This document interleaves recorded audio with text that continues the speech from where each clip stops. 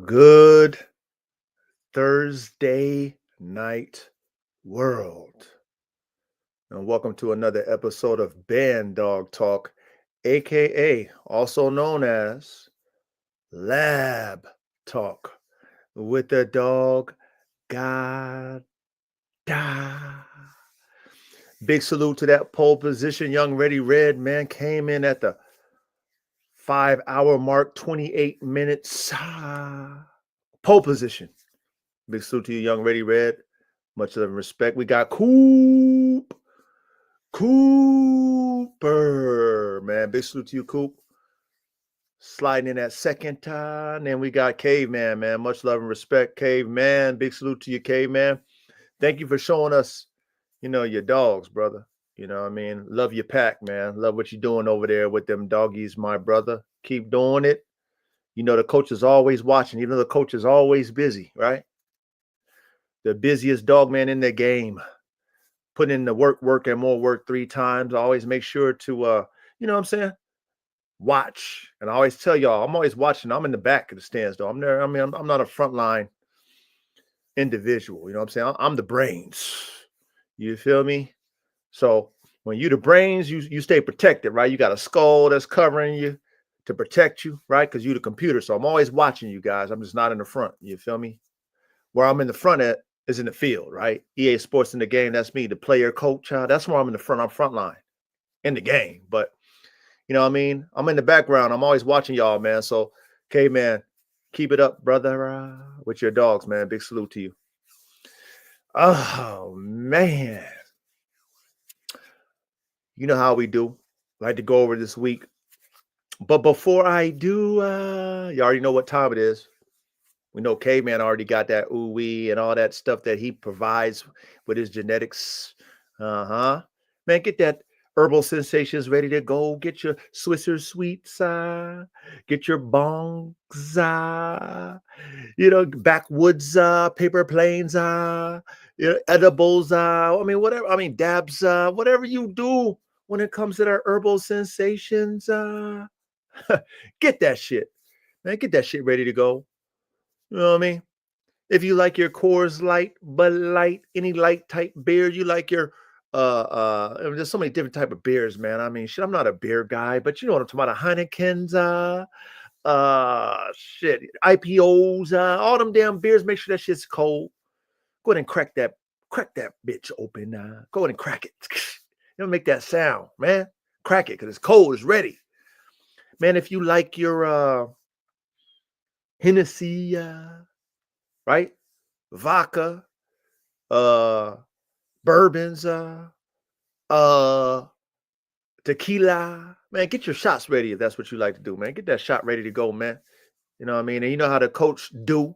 The coach keep it simple, man. Kiss method, keep it simple, stupid. I got my vodka lemonade. Man, it's going to curb that edge, man, from a hard day of work and more work 3 times, man. Want to tell you guys, I appreciate everybody showing up in the classroom, whether you be live showing up like the brothers right now, or you might catch us later on. You feel me? You catch us later on the replay. Man, salute to all you brothers or sisters who come to the classroom, man, where the high performance working dog engineers come to learn and apply. So salute to y'all.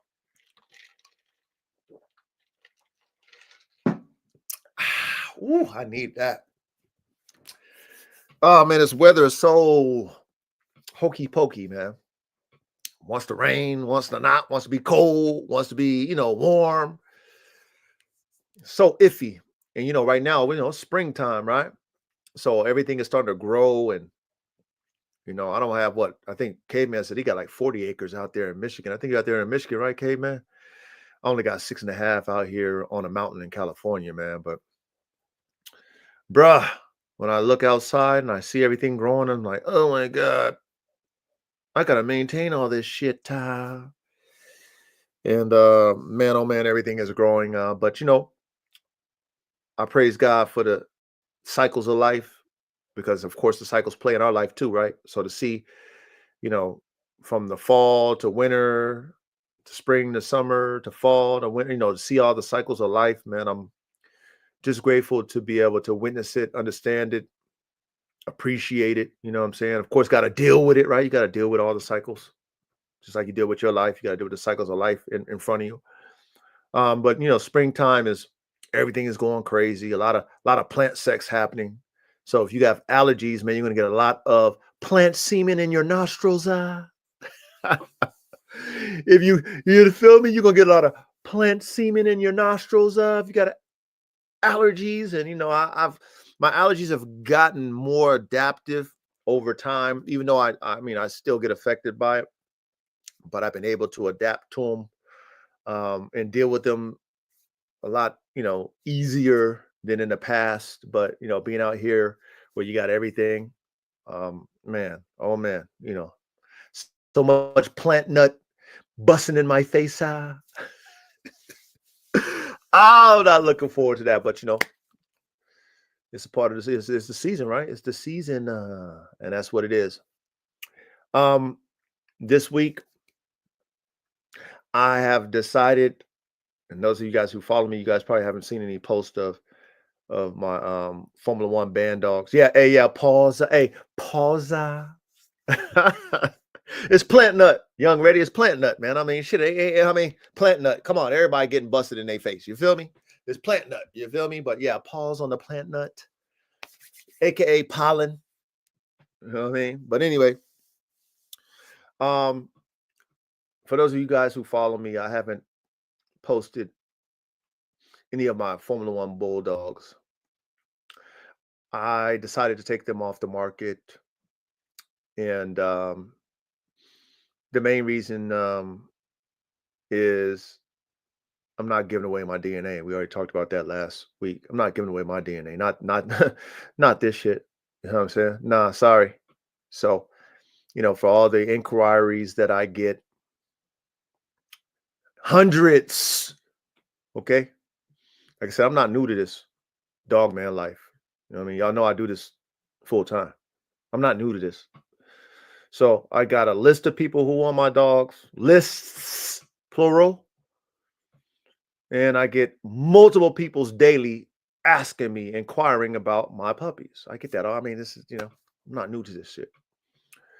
And because I've been wanting this red tiger breeding, big salute to you, Show Nafa. Salute my brother. Being that I've been wanting this red tiger breeding for a while, probably like 2 years at least. Damn near 3 years, damn near shit. 2 to 3 years. And every time that I've announced me doing it, a lot of people who were Buff Dog fans, like I was back in the day, who maybe have heard about what they call the Rocky Mountain Bulldoggy, and the coach happened to have a 2018, the newest version of that dog directly from Buff Dogs. Nobody else has it. So I was the only one with that DNA, their latest version, sold to me, not the public, but to the coach, and their whole recipe, because that's my money talked and my mouthpiece did the negotiating, right? Long story short, this breeding was highly anticipated from me first. I did it last year, produced one puppy. His name is Red Tiger Jr. Okay. Now, with the coach, when you got a one-off breeding, I like to keep the majority of the puppies, but I was only able to get one, which is, God is good, is Red Tiger Jr. But I had one straw left. Like I told y'all, I applied that straw to Tigress, which that was the first breeding I ever did with the Red Tiger. The first straw didn't take. The third straw took. And like I told y'all, one of my top 3 breedings. This is as far as puppies, as far as my lab notes. Now, of course, over time, performance-wise, they're gonna have to show me that. Just same thing with Red Tiger Jr. He got to show me their performance. But when I look at puppies, and I've had a lot of puppies over the years, I see how they're acting based off of my notes. I see how the variances of the genetic pool is showing me what they could possibly be. I'm like, oh, I like that. You know what I'm saying? I'm like, oh, I like that. So every time I would post my puppies on my stories, right, I would get a flood of DMs. Coach, how much? Coach, how much? Coach, how much? How much? I want one. All that shit, right? Those of us who are seasoned in this dog thing like I am, you get that. It's nothing new. And because people nowadays, they're afraid to talk on the phone, everybody likes to type and text and DM. For me to eliminate, me going back and forth with fans. Remember our conversation about fans versus supporters, right? I tell my fan or supporter who is inquiring, hey, man, give me a call. We can discuss the purchasing details if you're serious, and shit. I told y'all before, like maybe 5, 6 calls out of 200 plus. No cap. I don't got a cap. 200 plus increase. Anytime I post my puppies, say available, I get DMs. How much? I want one. I get it all the time. I don't got a cap. So being that I was getting all these people who aren't qualified, right? They're not qualified to come to a Rolls Royce dealership. They're not qualified to walk into a Ferrari dealership. But because I am who I am, I'm the coach. I let you come in. I let you window shop, right? But to eliminate my time being wasted, I make sure that you call me because people are afraid to talk now. They don't talk. They don't know how. They just type because they're afraid to. That's the way we live. That's the world we live in. They can't talk.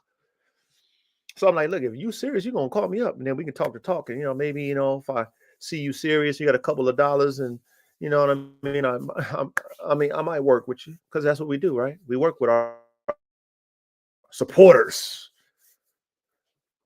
But what I was finding out is that these people want these dogs, and I've experienced it probably for the past 2 years. They want these dogs, but they can't afford these dogs. They can't afford these dogs. Now, if you're a program, let's say you got a program, right? Not like the coaches, but you're a rookie in the game, and you got a mediocre, not even a mediocre, you got a low-level program, and you asking what coach is asking, which I can tell I'm not even breaking your neck. I'm fair with my shit. I'm very fair with my shit.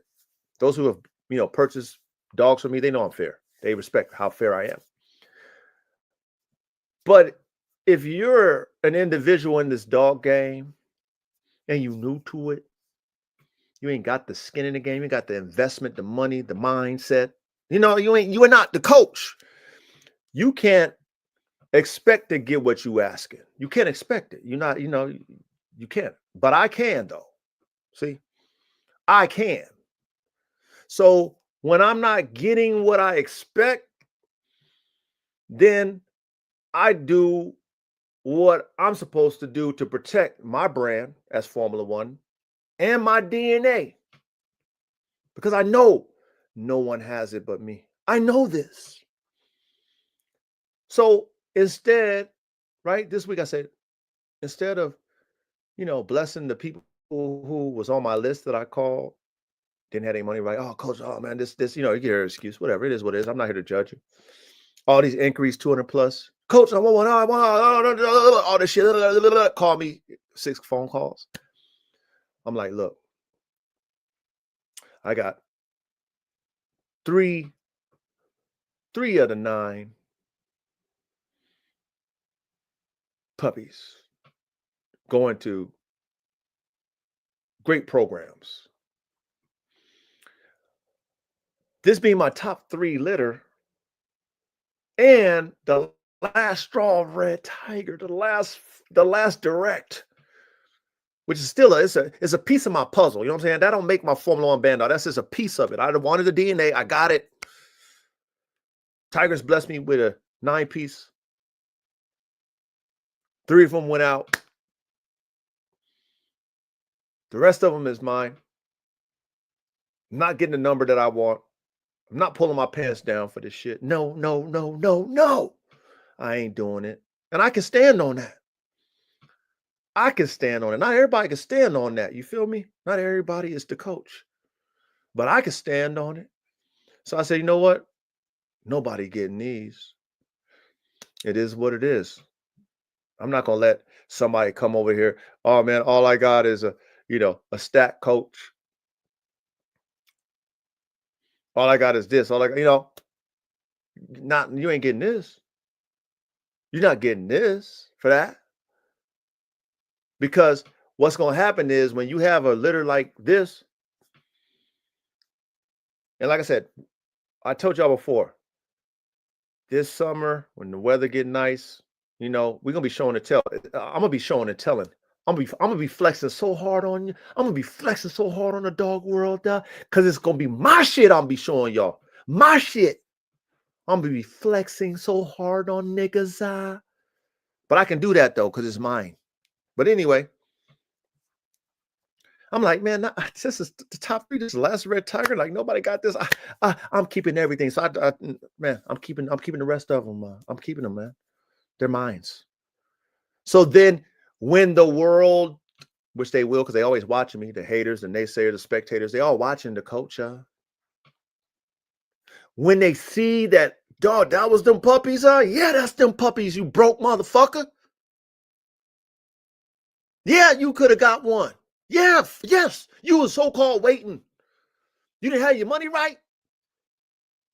Oh, coach, I should have got one. That's all that, I'm gonna hear it all. But I ain't gonna respond to my fans like that. Y'all know that. I don't do that shit. You know what I'm saying? I'm a professional. I'm a professional when it comes to this. But we on my show. So over here in the classroom, the dog got AKA the coach, AKA the Elon Musk of this high performance shit. I'm gonna talk my shit on my show. But dealing with you as a fan, I'm gonna deal with you like a professional, and I always do. Okay, but understand that when you see me with the dog that you could have had, you're gonna be, you're gonna be like, damn, like everybody does. Damn, I could have. Damn, no, that was one I wanted to get. Say, sounds good. Sounds good. That was one you wanted to get. Damn, you know what I mean? Damn, I've been announcing this shit for like 2.5 years. You wasn't saving for that. You wasn't saving for that. Now, when you got your chance, you wasn't ready. You didn't get what? Oh, too bad. Too bad for you. So, man, I took them off the shelf, man. Because when they get mature, I'm gonna flex on the dog world again. Cause I'm about to flex this summer. I'm about to do a super flex this summer. Cause it's all my cook-ups, all my shit in the lab, all the coach's vision, all this shit. I'm gonna be stupid. I'm gonna be they're gonna be all the spectators and naysayers and shit. They're gonna be in my comments fucking hating but loving it at the same damn time. But I decided that this week, y'all. I'm like, man, the world ain't getting this shit for the low. Not this. Not this. I gotta spend more money to take care of them. That's fine. It is what it is. You know what I'm saying? More work for me. I'm used to the work. Shit, hardest working man in the dog business, dog game. But when it comes to my vision and my DNA, when it comes to my vision and my DNA, and salute to the ones that got blessed. Y'all know who y'all are. Salute to you who got blessed. And just thank me later when it comes to you getting what you want. Just say, Coach, man, thank you. That's all I ask for. Coach, thank you, man. Don't praise me. You can hit me up in the back, hit me on the phone. Coach, man, thank you, man. That's all you got to do. I don't need no pass on the back. Feel me? But anyway, when it comes to my shit, though, y'all, when it comes to my shit, my hard work, my blood, sweat, and shit, tears, my blood, sweat, and dog shit, my genius mind as the Elon Musk of this shit, when I see puppies like this, and I see how they interact with each other, I see how strong they are. I see how they got their thinkers, all the stuff, frames, brain, and motor. I see the frames. I see all that stuff. I'm like, oh, I did that. Oh, coach, you cooked that. Oh, these fans, they can't afford that. Oh, you can't give away that. All that stuff comes in my mind. So I was like, man, these are staying with the coach. This is the last of the Red Tigers. I got Red Tiger Jr., you know what I'm saying? And then I got all these. They're staying with me. So anyway, I decided, the world ain't, unless somebody come and pay my ticket, then, I'll bless them. I don't need them all. But what that's going to allow me to do is see the genetic variances, because we talked about that, and I told you how much I love variations in my dogs. I want to see who's going to have the phenotype I like, who's going to have the performance I like, who's going to have both. I want to see all that, and that's the only way you're going to see it, is keeping the majority of your dogs. And being that this is the last of Red Tiger semen ever, and Tigress blessed me with these puppies, and the dog world or my fans or slash supporters don't have the money to pay for what I have on deck, then, shit, I got to keep them though. And that's why, as we're going to get into the topic tonight, but that's why anything that comes from the coach's lab, 12 deposits is the only way I'm going to cook it. If I don't get 12 deposits on future breedings, they will not get cooked. I will jerk every one of my dogs off, no homo, put their semen and store them in my sperm bank. And I will only cook up dogs for the coach. The world don't have to get them. I'll just have them. These dogs that are mine, I'll enjoy them. I'll take care of them. I'll clean up their shit and piss. I'll showcase them. I have the world going, ooh and ah. Ooh, ah, that's dope, coach. Ooh, ah, I want one. Oh, ah, all that shit, right? I have the world doing all that shit they already doing. And the world won't get a piece of it. I will have it archived up to where if I want to cook me up another AK, I'll cook it up. If I want to cook me up another Black Hawk, I'll cook it up. If I want me a bull herder, I'll cook it up. If I want me a Formula One bulldog, if I want an F1, a Formula One band dog, an AR-15 band dog, I'll cook it up for my fucking self. For myself. And have all the world going, ooh, ah. I'll get all the likes and all the shit, all the naysayers, the spectators, the hate. I'll get all that shit. That's easy. I've been doing it. For me, though. But you know what? It's like how I am in the real world. I'm a very humble guy. Y'all know that, man. I'm very humble. Y'all don't see me doing no flexing, but I can. I can flex really hard. I can flex hard. But I don't. But when I'm out there in the world, let's say I pull out the Cadillac CTS-V with all the good shit in that shit, man. Nice shit, man. Unique, because that's how the coach operates. I'm unique. My shit different than anybody's shit. Pull up in my city. They see me, because you know what I mean? It's like my dogs. They see, I ain't never seen that shit. They see me pull up, man. It's like I'm a celebrity, man. I'm just a regular nigga. I pull up on my hog and shit, all the shit, man. Used to have the long locks, all the shit, man. All the shit, man. Original. Real niggas recognize real. Y'all ever heard that? Real recognize real. They see the coach, man. Oh, that's a real nigga. I ain't never seen you before. I like how I like your style. I like your shit. I like your shit, coach. I like how you do your shit. Yeah. Same thing with the dogs, man. Same thing with the fucking dogs.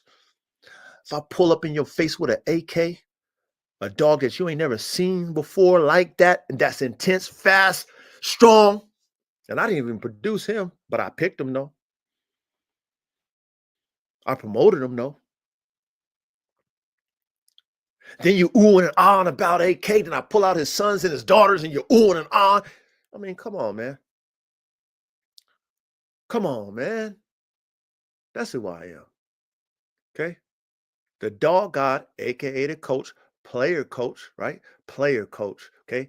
I play in the game that I coach. I coach myself. My example coaches you. You understand what I'm talking about?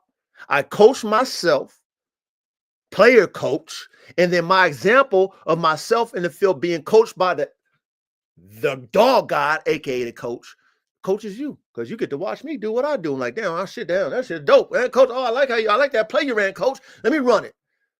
I'm gonna say, run that. Go ahead and do that. I don't need no credit. I don't need no credit from you. I don't need no pass on the back. Run that shit. You can do it. I'm not gonna say, oh, why you running my plays? I don't care. Do it. You know why? Because there ain't nothing new under the sun. I didn't invent this shit. I just followed the script. So anyway, this week, solid week. Puppies are looking amazing, strong as puppies are strong.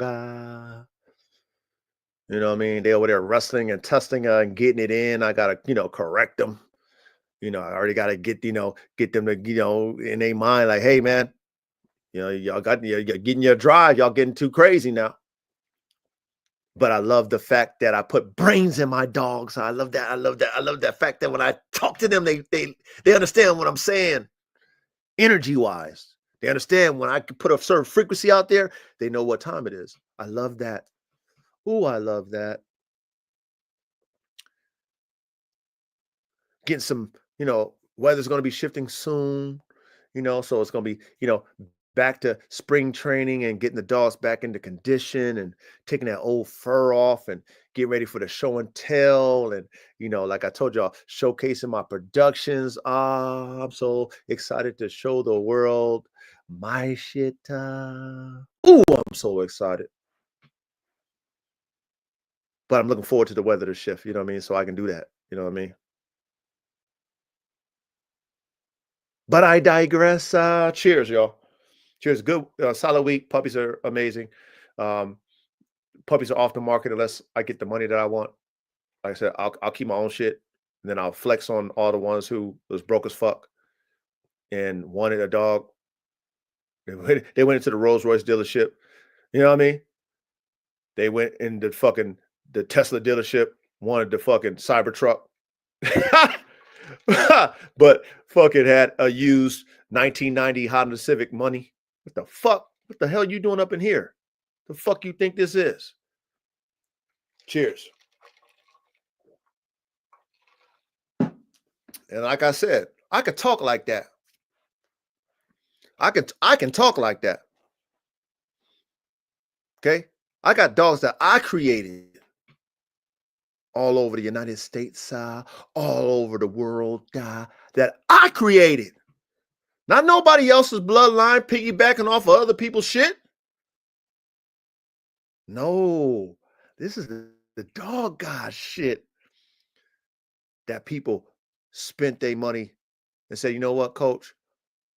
I like what you're doing, coach. Not only do I like what you're doing, coach, I'm going to invest in it. I'm going to invest in that shit.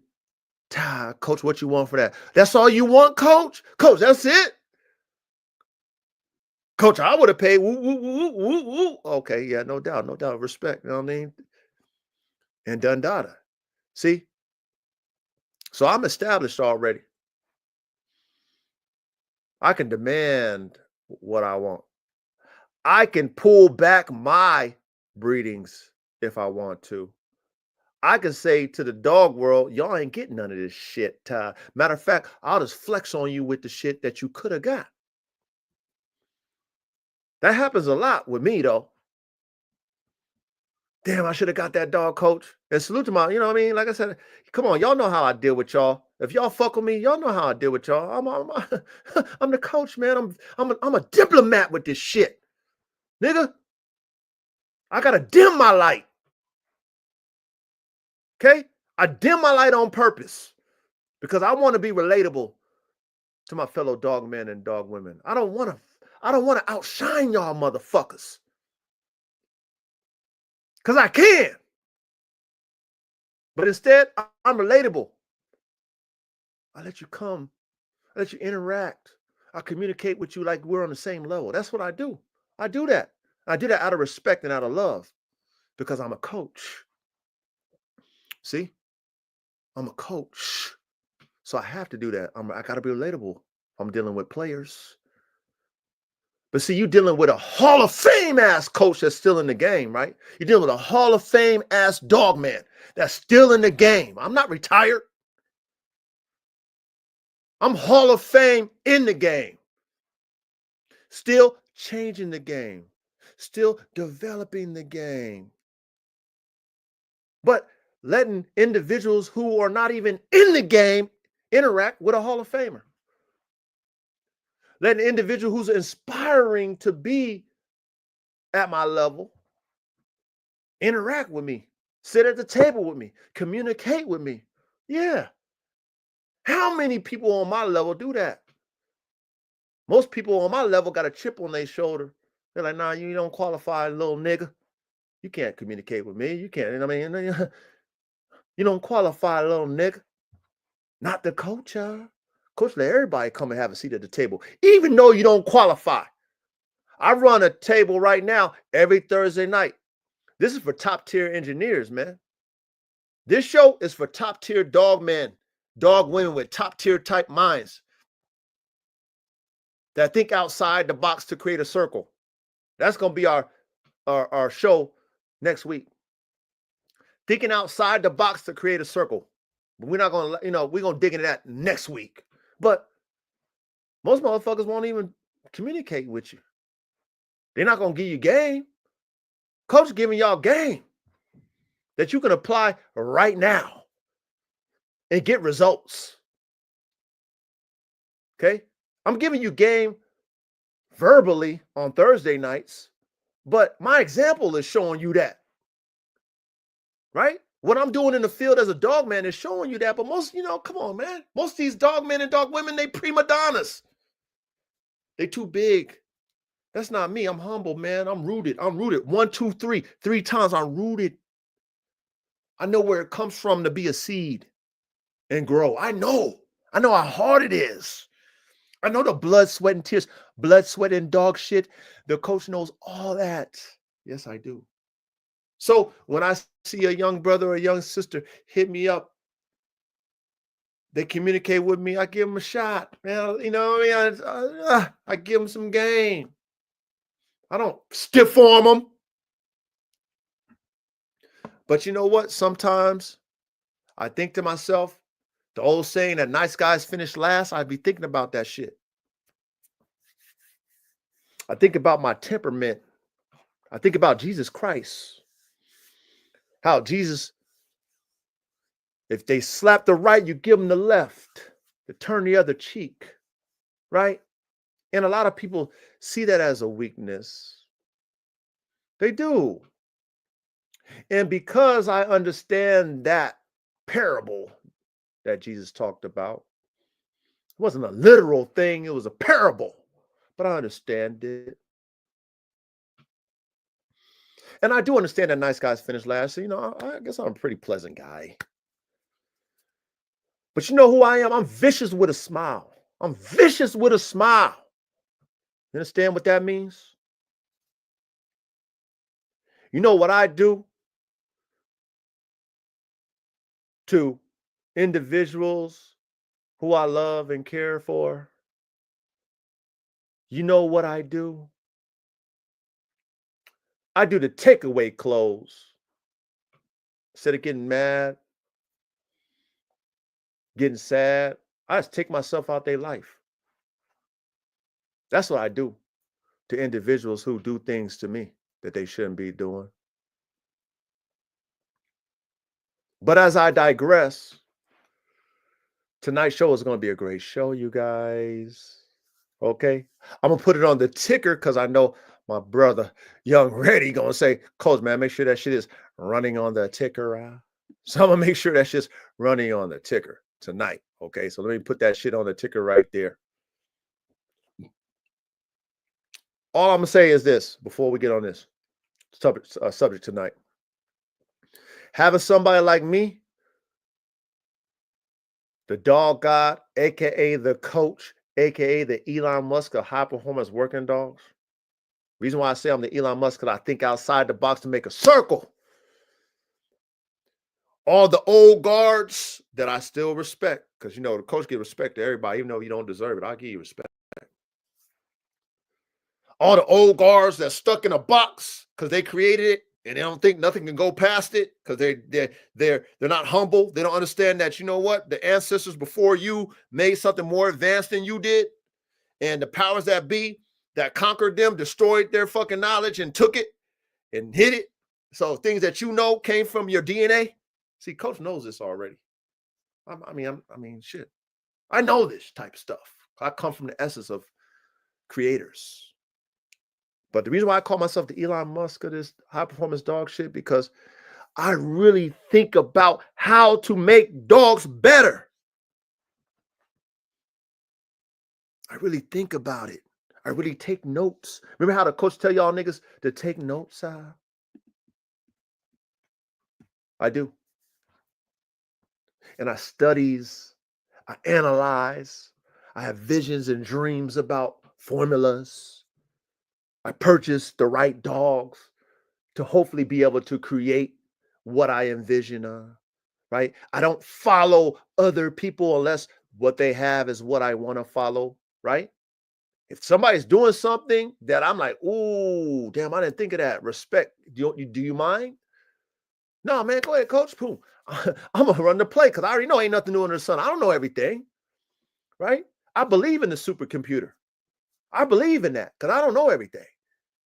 But for somebody who is an innovative mind like me, somebody who's a pioneer dog man like me, somebody who's the tip of the spear like me, I already know I'm gonna be by myself. I already know I'm gonna be lonely.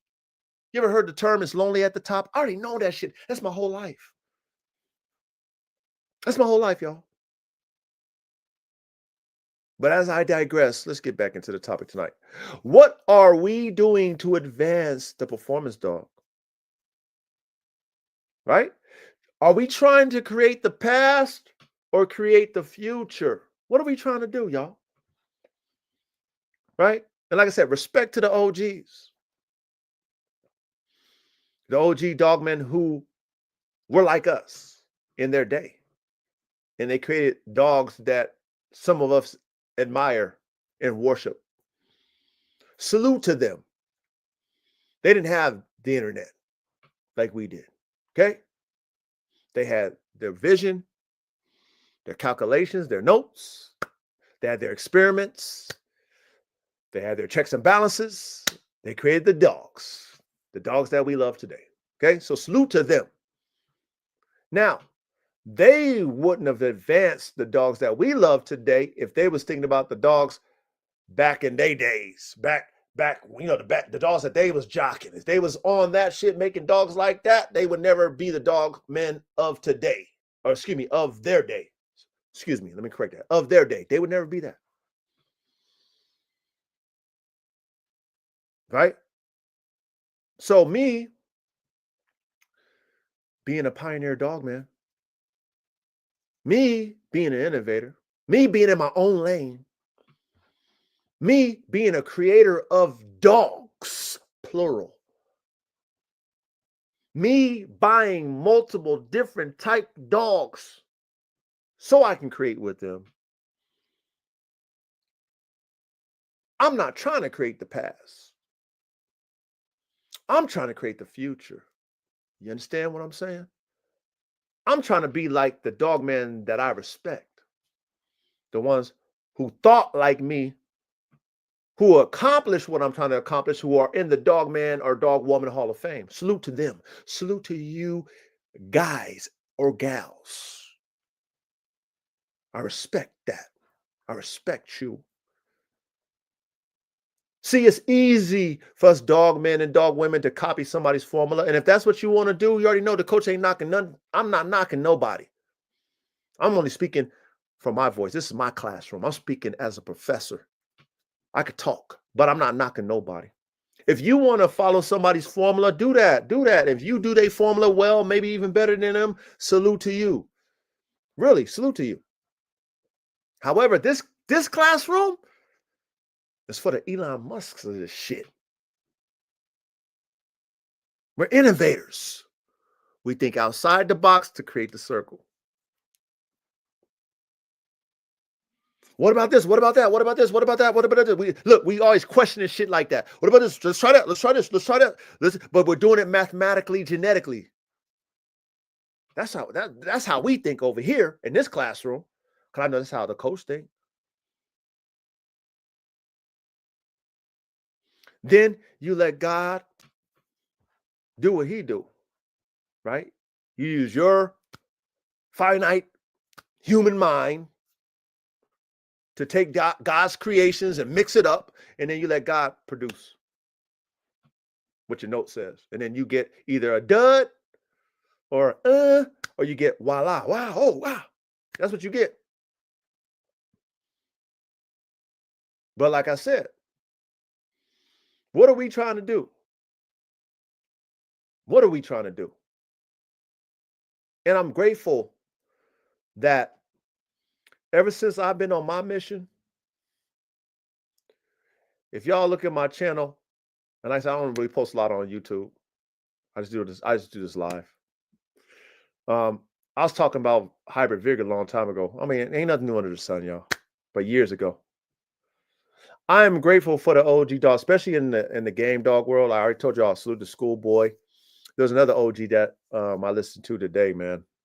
I think it's Hunter Man or something like that. But anyway, he tied into schoolboy. But salute to the OGs who are retired. And they're now speaking because they have platforms. And like I told you about, even about schoolboy, I can tell schoolboy had a lot of questions coming up in the game. I don't know schoolboy, but I mean, shit, I'm a scout, man. Man, I can analyze anybody and everybody, man. I'm a very smart individual in the field. I do the math, add you up, divide you up, subtract you, all the shit. I do it all. But anyway, I could tell schoolboy is a genuine individual, and I'm sure he had respect for people that he learned from, but there was questions that he had that he wasn't getting answers to, right? And out of respect of the people he was dealing with, he wasn't trying to pry. But now that his mind is wise because he's in and out the game and he's reflecting, now he's he's doing the math. He's figuring it out. Coach, always do the math. Always do the math. I always do the math. I don't speculate shit. I always do the math. So anytime somebody talking, I got the notes. I'm doing your math. I'm adding you up, motherfucker. I'm doing the math. Okay, let me see if the motherfucker makes sense. So because I'm in the field with it and I listen to schoolboy or some of these other OGs, they're talking shit that us in the field is doing. They're talking shit that them OGs that they probably had questions about when they was young in the field. They drawing their math up and they figuring it out. But somebody who's doing what them OGs that they was probably confused about. See, for those of us who've been doing that, they do it like we're doing it now because ain't nothing new in the sun. I'm like, I get it. Like, yeah, you finally got it. Respect that you saying it, but bro, that's how we do it. That's how we do it. Those of us who create legendary lines of dogs, those of us who create breeds of dogs, that's how we do it. Yeah. Oh, I'm glad you're letting them people who are very naive about dogs know that they respect you. Glad, thank you, OGs, for doing that. Because now you are a teacher now, schoolboy, and these other OG dogmen who are teaching. Okay. But somebody like me who's a player coach, I am the teacher and the example. You understand? I am teaching you what I'm doing and producing it and telling you how I do it. I ain't lying to you. I don't got to lie to you. See, and this is why I felt like the OG dogmen of the past, they was holding back. The OG dogman was holding back and not telling people shit because they really thought that people can copy. No, they can't. I'll tell you my whole formula, but you know what? You don't know how to pick out a dog like me. You ain't got your money right like me. You don't know how to cook up a dog like me. You'll throw away the weakest puppy in the fucking litter, and that dog that's a puppy that's weak in your litter could be the best producer. See, that's what y'all people who don't have experience would do.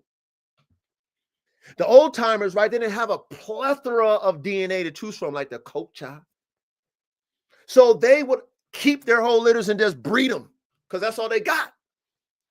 Then by experimenting in the lab, they would figure out what dogs produce what. Not this lame ass shit. Not this lame ass shit. Old world. Welcome, brother. One thing that you don't know, old world, is this a self-empowerment podcast or a dog? Old world, brother. You don't know me, old world. You don't know nothing about me, old world. Self-empowerment. Brother, you better check my dogs, brother.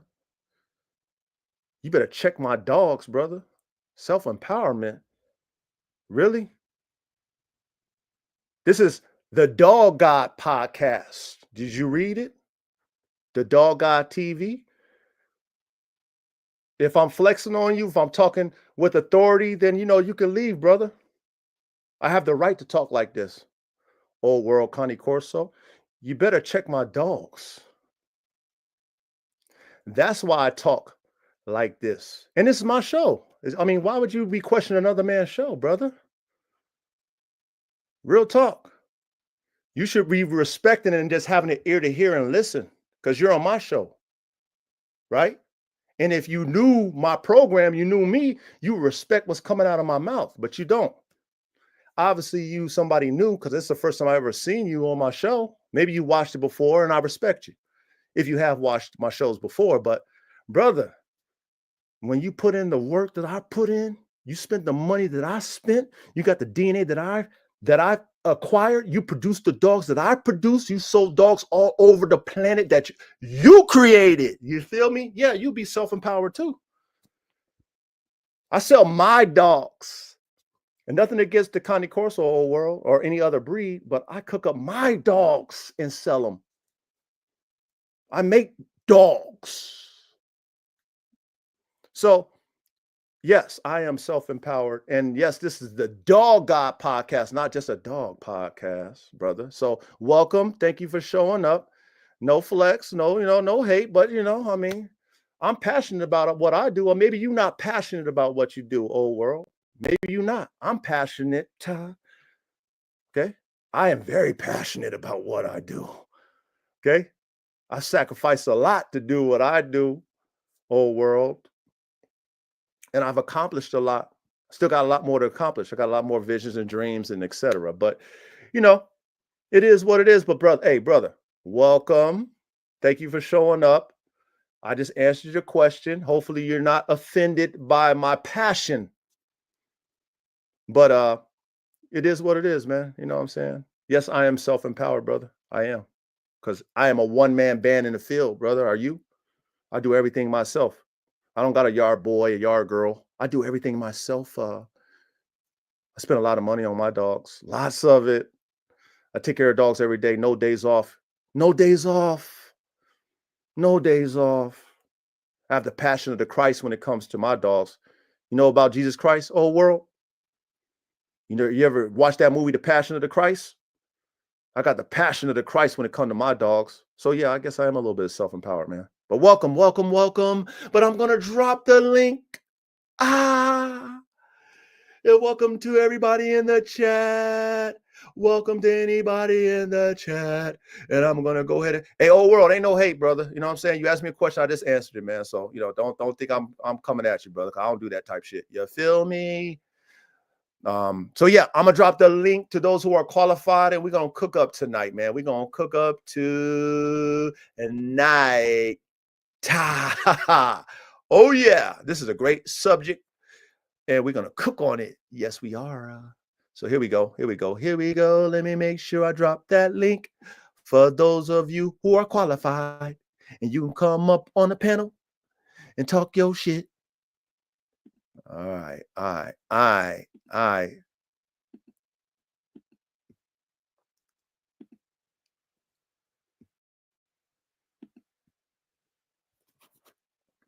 No, it's all love. Old world, real talk. That's why I said don't take my passion as I'm like, trying to come at you or anything like that. That ain't me, brother. That ain't me, man. But you just asked the question and I just answered it, man. But welcome, man. Thank you for showing up. Real shit. Thank you for showing up, brother. Much love and respect. Man, this is a good one though. This is a good topic. Because and like I said, we're not talking to downplay the past, because the past is what helped us create the future, right? We know that already. But this is a good topic matter, because there's a lot of people living in the past when it comes to these dogs. Hey, what's up, y'all? What's up, chat? What's up, guys? What's up, Caveman? What's up, Caveman? What's up, Coach? Yeah, man. Hey, had nice. Go ahead. I was gonna say, I had nice weather here today, so I got some shit done. Nah, that's always good to hear. Getting stuff done, man. You got a lot of everything starting to grow and blossom right now. You talking about me or Caveman? Both of y'all. Yeah. Yeah, yeah, and like I'm not looking forward to maintenance. Yeah, You know what I mean? Because there's so much. You know what I mean? So I like to wait until it kind of dries out, but I can't. You know what I mean? And I'm a one-man band, so I got to do everything myself. yeah. Want to keep doing that shit. Correct. Because Yeah. when it's springtime, it's like once a week you're gonna have to chop it down. But I got like, let's see, out of my 6.5 acres, I got probably like 4 of it, maybe about maybe 3.5 of it that I actually use that I Yeah, have to manicure. You know what I'm saying? So that's a lot of damn weeds and trees, and there's a lot of trees that fell down because I live in the damn forest. right. So trees fell down this winter, so I gotta chop them up, move them around. Like, damn it, man. Ah. You don't got no allergies or none of that shit, though, right? No, I do though. I do. That's why I was talking about that plant nut, no homo. Oh yeah. See, yeah, I don't got that issue. So I don't know about that. Yeah, it's not as bad as it used to be when I was younger, but yeah, man. Yeah, I definitely got that, that shit. That Damn. allergy. But I mean, it is what it is. I mean, I love the nature, living in nature. I love being one with my environment. And you just gotta we gotta be a soldier, man. You can't be You crying. gotta adapt to that shit. Yes, you gotta adapt to it. And I have, you know what I'm saying? Yep. I have. So it ain't that bad. All right. God is good. Eat raw honey grown in your area. Yeah, I heard that too. And then we have that's one thing that we do have out here is a lot of vendors. They do sell their their little honey and stuff like that, locally grown honey and stuff like that. So yeah, that's something I will be doing. But I've been able to push through it. I've been out here for 10 years, so we get along as far as the allergies is concerned. I could push through it. If it gets me too crazy, then I pop a Benadryl or two. Right. But like you said, you get used to it over time. Yeah. You know what I mean? Get used to it over time. But hey, shout out to you, K man. Hey, thank you for showing the dogs, brother. Thank you, brother. Word. Yeah, appreciate the love. Yeah. I like them Danes, man, a lot. He got a lot of good shit. Yeah, they're nice dogs, ain't they? Yeah, they're performing, man. And them puppies. Yeah, I don't feed them. I can't afford to feed them unless they are. You know what I mean? Yeah, they gotta be able to do what you want them to do, or they not the ones At all. Yeah. At all. Unless they breeding stock. Unless they breeding stock, you know what I mean? So hey, let's cook tonight, man. Let's cook. Oh no, if they don't make it for breeding stock. Well, like I said, I see that a little bit differently than y'all. You know what I'm saying? Because like I said, I had dogs that I would have threw away in the trash, produced me the best dog. So, I believe in the DNA. I don't. If I'm breeding dogs and they all come from top tier DNA, but they don't perform the way I want them to perform at the end of the day, they still got to me, they got the DNA. You know what I'm saying? So they might produce better than the one that performs. And that's the reality of this shit. Yeah. I mean, it's a fact. You can have, let's say in the game dog world, you can have you a damn fucking grand champion and he can't produce shit. And you might have a one-time winner and he produces the best dogs you ever had. So then what? You know what I'm saying? Or a cold dog produces the best dogs you ever had. Then what? You know what I mean? You just got to trust the DNA. You got to, if they come from like I said, you can't put the soul in the dog. Think about that. You don't have control over the soul that's in that dog. That is God's domain. You can put the DNA together, but the soul in that dog, just like you can get like I said, the runt turned out to be the most vicious dog, most dominant dog. Like, damn, that little ass dog, Mighty Mouse. Right. You got the big dog is the softest cur and shit. You're like, damn, why are you such a cur? Well, you don't control the soul of that dog. But that cur might produce the best dogs out of that shit. And that Mighty Mouse motherfucker might not produce you shit. Yep. So, and like I said, I've told y'all before, I've only learned that because I be in the lab cooking. I keep litters. I try everything. I don't throw it in the trash until I try it. Then I try it like, damn, Like I told y'all, like, damn, you produced me, damn. What? I was gonna give you away.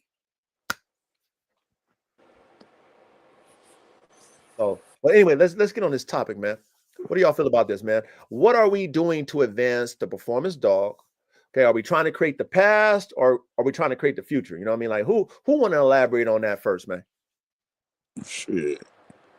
Yeah, I think we're trying to create the future of the dogs. Okay.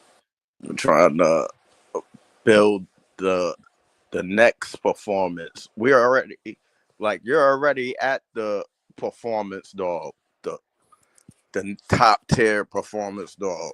You gotta make the next one now. And to do that, now you gotta get new traits from new top tier dog breeds that's gonna bring in those next traits that's gonna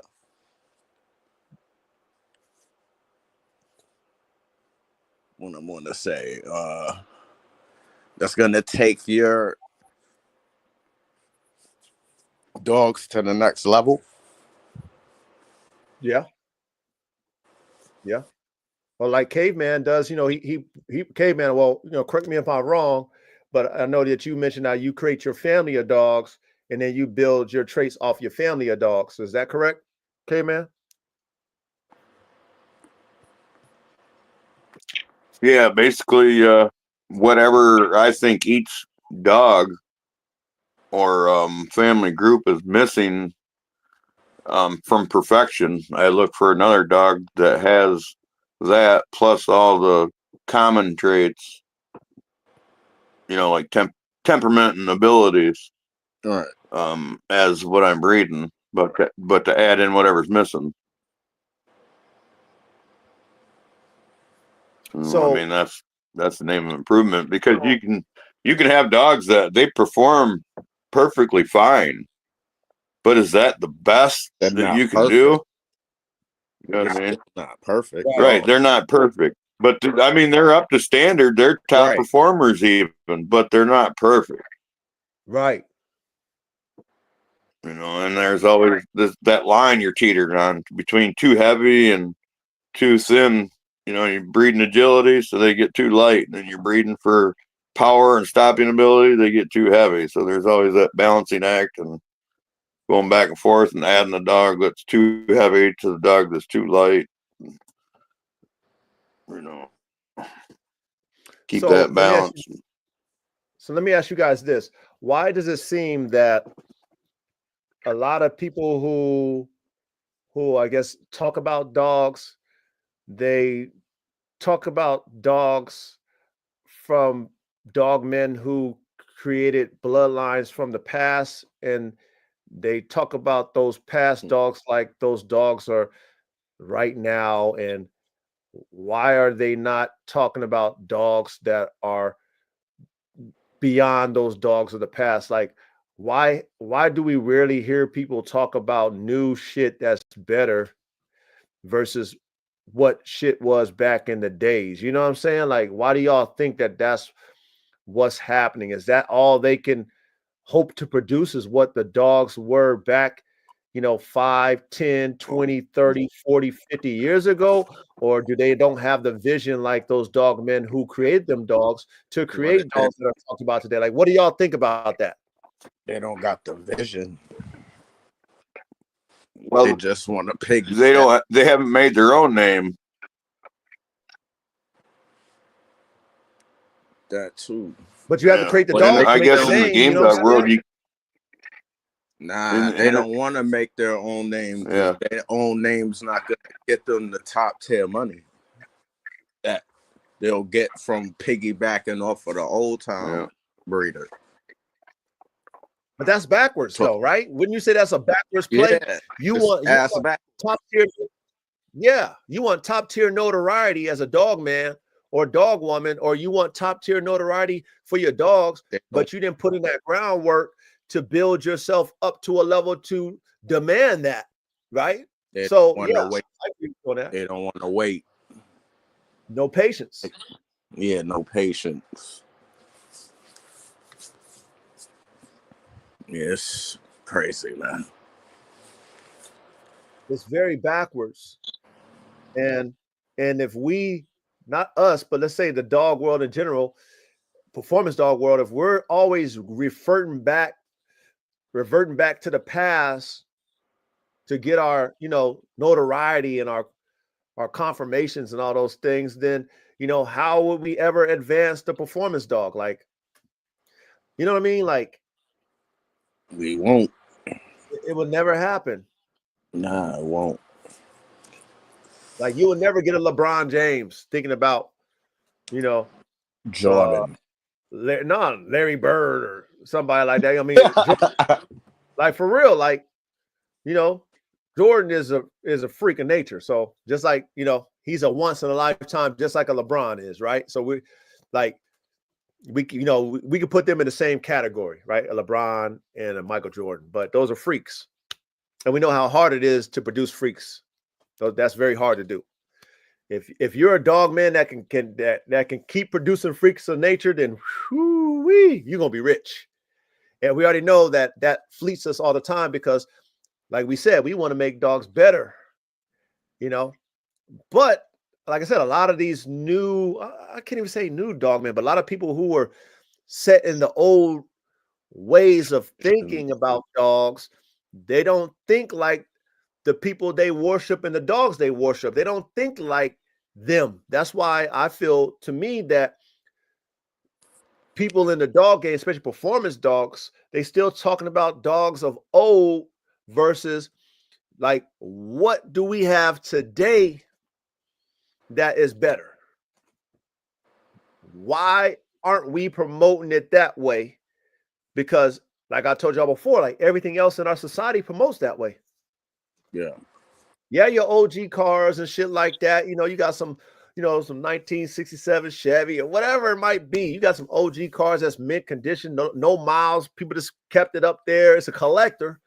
So collectors is going, okay, man, I'm gonna spend some money because I like to collect cars. So it's perfect. I'm putting it in my collection. I ain't even gonna drive that shit. It's gonna be, like Jay Leno's garage type shit.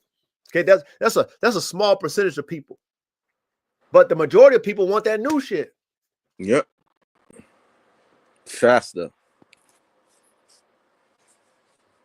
And to me, the performance dog game hasn't adapted to that concept of new.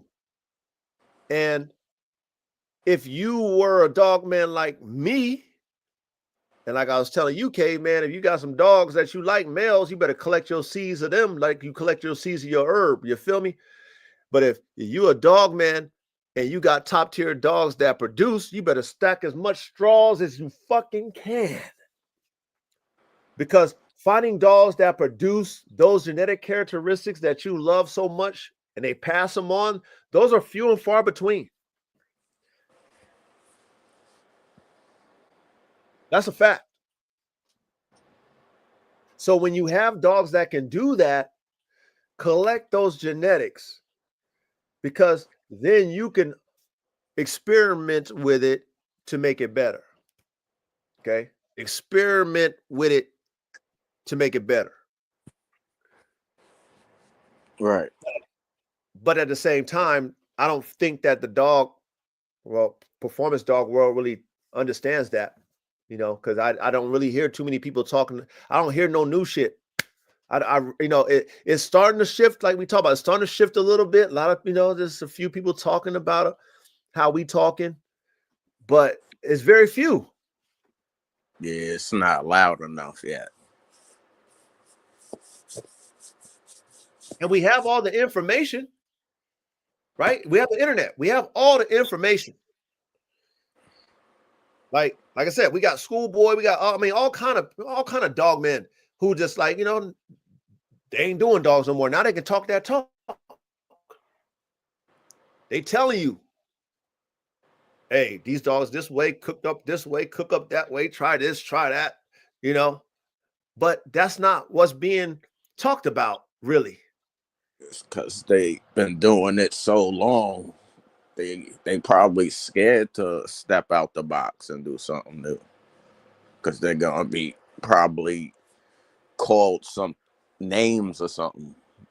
They don't want to not be in the Wow. front box no more. The front Wow. group. They not sitting at the cool table no more. Wow. Yeah.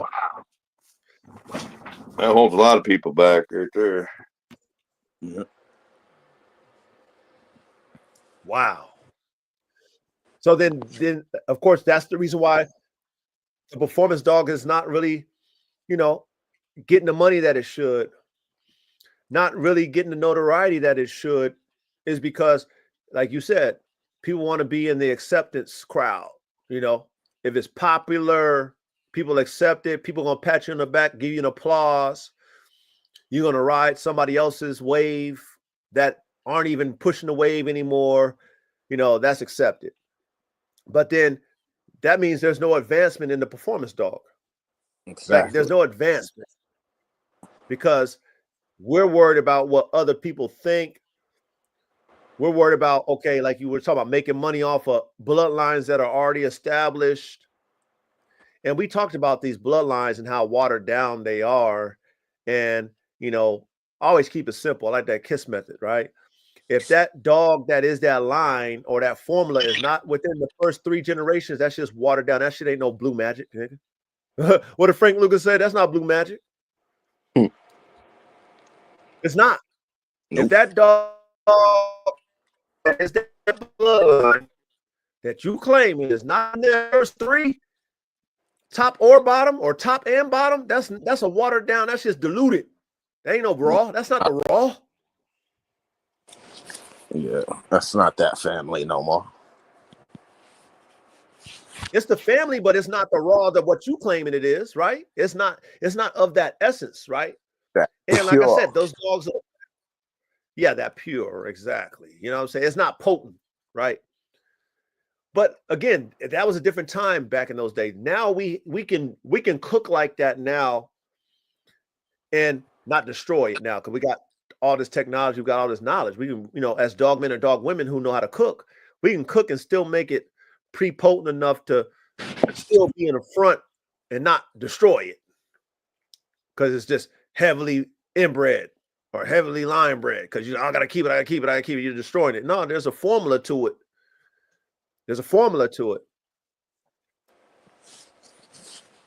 But if you're not doing what those OG dogmen were doing to create these dogs, which I said, they're not telling you the secrets. You feel me? They wasn't telling people the secrets because they didn't want you to have a formula. They didn't want you to have a formula back in the day. So they're not going to tell you. But if you are like them in the mind, you're like, man, I want to try this. Let me try that. Let me try this. You make mistakes when you try shit because nothing's perfect. Oh, I can't do that no more. Oh, that's, get a yard accident. Oh shit. I wasn't planning for that breeding. That breeding be the damn near best breeding you ever had. Like what? You're like, damn, that was unplanned, but look what I produced. Or like I mentioned, you take a dog that you would have gave away, but you was keeping all the DNA and you bred it, and damn near your top producer. You're like, shit. So the OGs of the past, right? They was learning that way. They didn't have nobody. They didn't have the in crowd, right? Just think about maybe us in our neighborhood, right? Couple partners that we might know who breed dogs, and we communicate. We ain't got the world in our lab, so we think we good. You feel me? So we cooking how we cooking, and producing some of the best dogs the world ever seen. Right. But we got social media, right? And you post up a cook up and you got all the naysayers, the spectators, and the haters in there saying, oh, that shit is oh, that's a mutt, oh, that's just horrible. Now you feel like, oh man, I'm not gonna cook it up no more because everybody says my idea is trash. They're fans. Hey, now we'll never get those dogs from the past to be what they are today in the future. We're never, because we're not following the script that the OGs was following that produced these top tier dogs. First of all, they didn't tell us, but those of us who have common sense who's in the lab, we could figure it out. You know, you threw this in there. You heavily inbred. Your shit fell apart. I heavily inbred because I thought that was the math. My shit fell apart. You was lacking something. You outcrossed.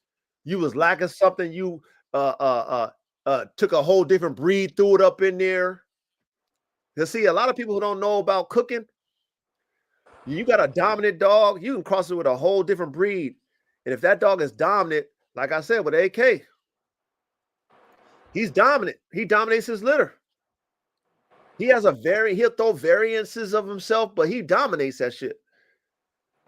When you look at when you look at Chopper the Man Stopper, that looks just like AK, but he's got his mama's a Neapolitan Mastiff, German Boxer, American Bulldog, Game Pit Bull cross. She got 4 different dogs in her. But Chopper the Man Stopper looked just like his daddy. So imagine how many pit bulls or any other type dogs that Dogman knew that they had certain males that was pre-potent or certain females that was heavily potent, and they threw a different breed in there, and then the litter came out looking like that male or that female, and they had you fooled. But like, yo, I threw a whole nother dog in there. You thought it was a purebred, didn't you dumbass? But you know, you ain't gonna know that. Right. But me as a dog man, them as a dog man or dog woman know that shit, and they cook like that. So they throw a whole different breed in, and that whole litter look like whatever that breed is. And you thinking it's purebred, but it's like, no, I threw some sauce in there, bro. But I mean, I know how to cook my shit to where I can hide it from you, paper hang it and say it is what it is. But now my dogs is better. I just added vigor to it, added more, features to it. And you don't even know it.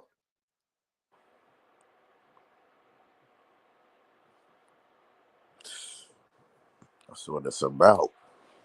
But how are we gonna get society? Yeah, where do you think all the different types of hounds came from? Elaborate. Yeah, they started out. Well, first they mixed 2 dogs to make the first hound, and then as time went on, they added other breeds to that breed of hound to make other breeds of hounds. They had different features. Like it was the foxhound, the greyhound bulldog cross, and they just brought other stuff to it to make like the blue tick and red bone, stuff like that. Man. And I'm guessing I haven't researched this, but I'm guessing all the setters come from them too. From hounds, right? Yeah, from that original hound cross, and maybe with a little something else added in, but just different selections. Selections vary. Some are, yeah, some point, some run track, and some tree. Some bay, some flight. There's all variations in the hound. Some retrieve. Then you get the retrievers. Yeah. And see, that's pointers. Yeah, the Labrador is a water spaniel and Newfoundland cross.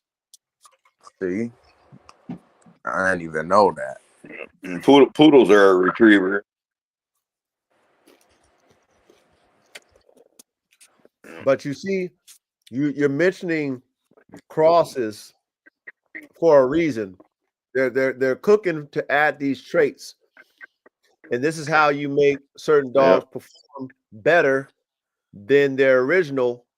Yeah, is because you're adding things to increase and add to the genetic features of the dogs, which increases performance.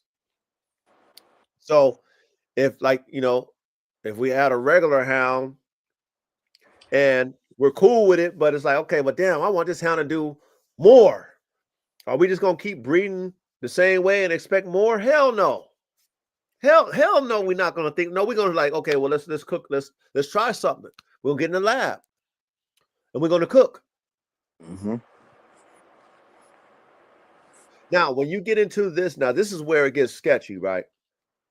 This is where, like I say, breed types come in, where you like, okay, now I got the features. Now I want them all to look the same.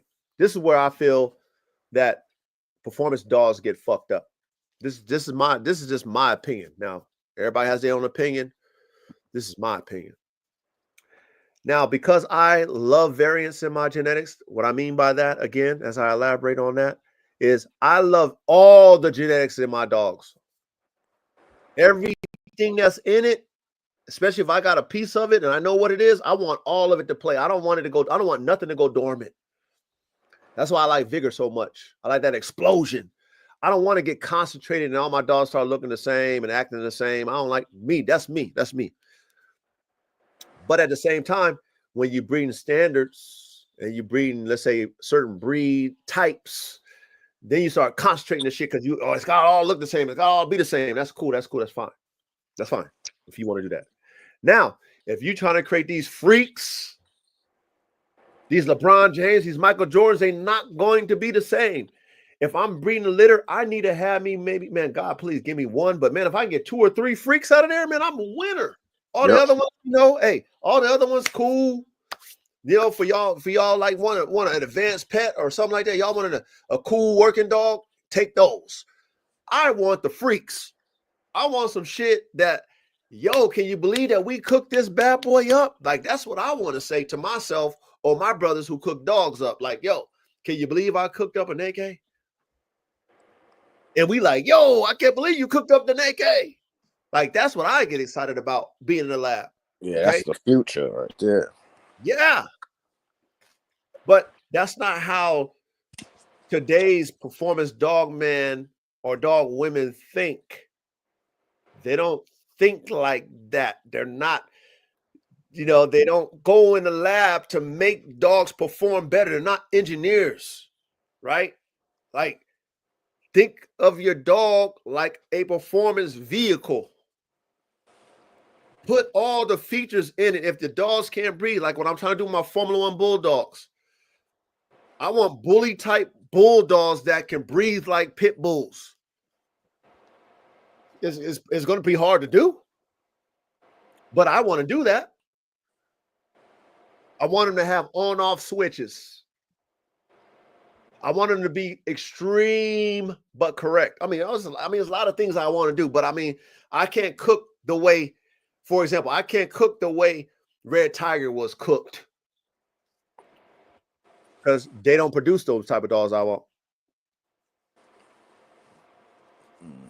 So why would me as a dog man engineer cook that way? Because, those dogs sell, those bully dog type bulldogs sell, so I'm going to cook that way? No. Now, is it going to take me a while? We talked about patience, right? Yes, it's going to take me a while. I can already tell you that Red Tiger Jr., he just, did some amazing things this past week. I didn't even I'll elaborate on it. But, he went ahead and tore down his little tarp on his roof. He know how to jump and shit and bite the roof down. And that boy was over there working that bitch and pissed me off. I came in there and, disciplined him. But he was sounding like his daddy with his breathing. I'm like, oh man, I didn't correct it. I didn't like that. I didn't like it at all. One bit. Not as bad, but not what I want. Right. So I have to go back to the drawing board, which I knew it could be a possibility. And I know it's going to take me time to do that. But I only got one puppy off that litter. It was him. Okay. That's part of the reason too, that, these ones over here, I'm keeping those because, shit, 1 out of the, 6 I got better breathe, right? You feel me? One of them gotta be right. Right. Exactly. You see what I'm saying? But at the same time, because when y'all see Red Tiger Jr., he's going to have everybody oohing and on. I know that because he got me oohing and on when I see him. But when it comes to me and my genetic laboratory, my notes, I have to have this motherfucker performing at a high level. I have to. That means I got to cook him up better. I have to. I got to add something else in there. I got to breed him to something else, which might take away from that bully type that I want to achieve. Nasal passage. It's the soft palate, man. It's the thick ass necks of them bulldogs. It's that muscle ass neck When you got them Mm, their muscle ass necks, that shit like around their trachea and shit like that. That shit is like a two-edged sword and shit. It look cool, but you know what I mean. It don't really do well for performance. right. That's what I'm assuming. So even if you did that surgery on that shit, it's still a chance it's not gonna work. Well, it didn't work for Red Tiger. Yeah, I did that's it for why. him. It didn't work. Like I would have to breed him to another dog that has superior breeding so that vigor could take place for his children Yeah. and correct it. But it's going to get away from the type. Right? So it Yeah. goes back to us talking about how people, when they start to breed for type and the look, it sacrifices performance.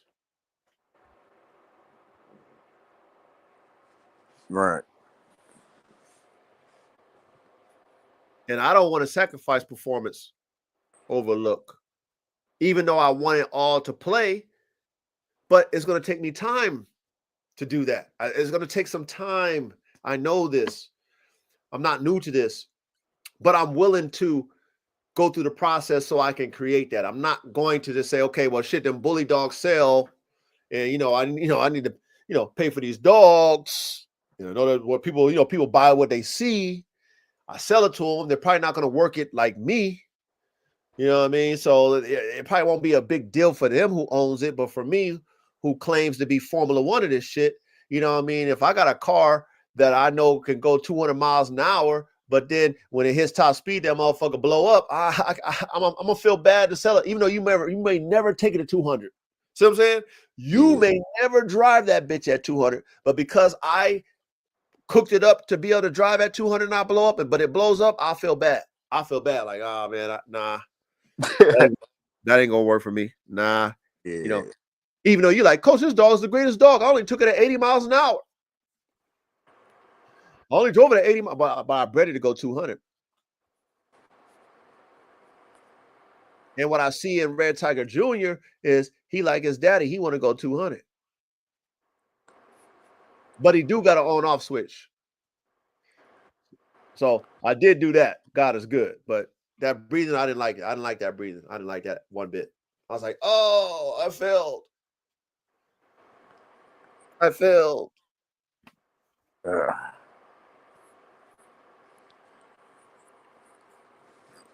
It wasn't a full failure though. No, of course not. Right. But this is the standard that we have to think about as dog men. This is the standard that, like I said, as me being a player coach, right? I'm Yeah, for coaching you, dog. it's a full failure though. Well, okay, you're ready. It's not a full failure. You're right. I don't think it's a full failure because there's things that I did That helped it. Right. And not only that, there's a lot of pieces to Red Tiger I was trying to fix, and I Right. fixed it. Like I tightened him up in the shoulders, and there's a lot of things that I fixed. Right. I got more height. There's, you know what I mean? So I got an on-off switch. You know what I mean? Like there's things that I'm like, okay, I fixed that. But one of the main things, because I work my dogs and I want them to be able to have stamina, I want them to be able to handle my conditioning workouts, and I want them to be able to think, okay, I want to work and be able to function and work like the body is able to. Yes, I want that. But if the dog in his mind, which it is mine, he wants to work. He tore that motherfucker down. But at the same time, when I'm hearing him try to, catch his breath, he's over there tearing that shit up for probably like 30 minutes. I'm hearing him over there breathing. I'm like, nah, nigga, I need you to sound like AK.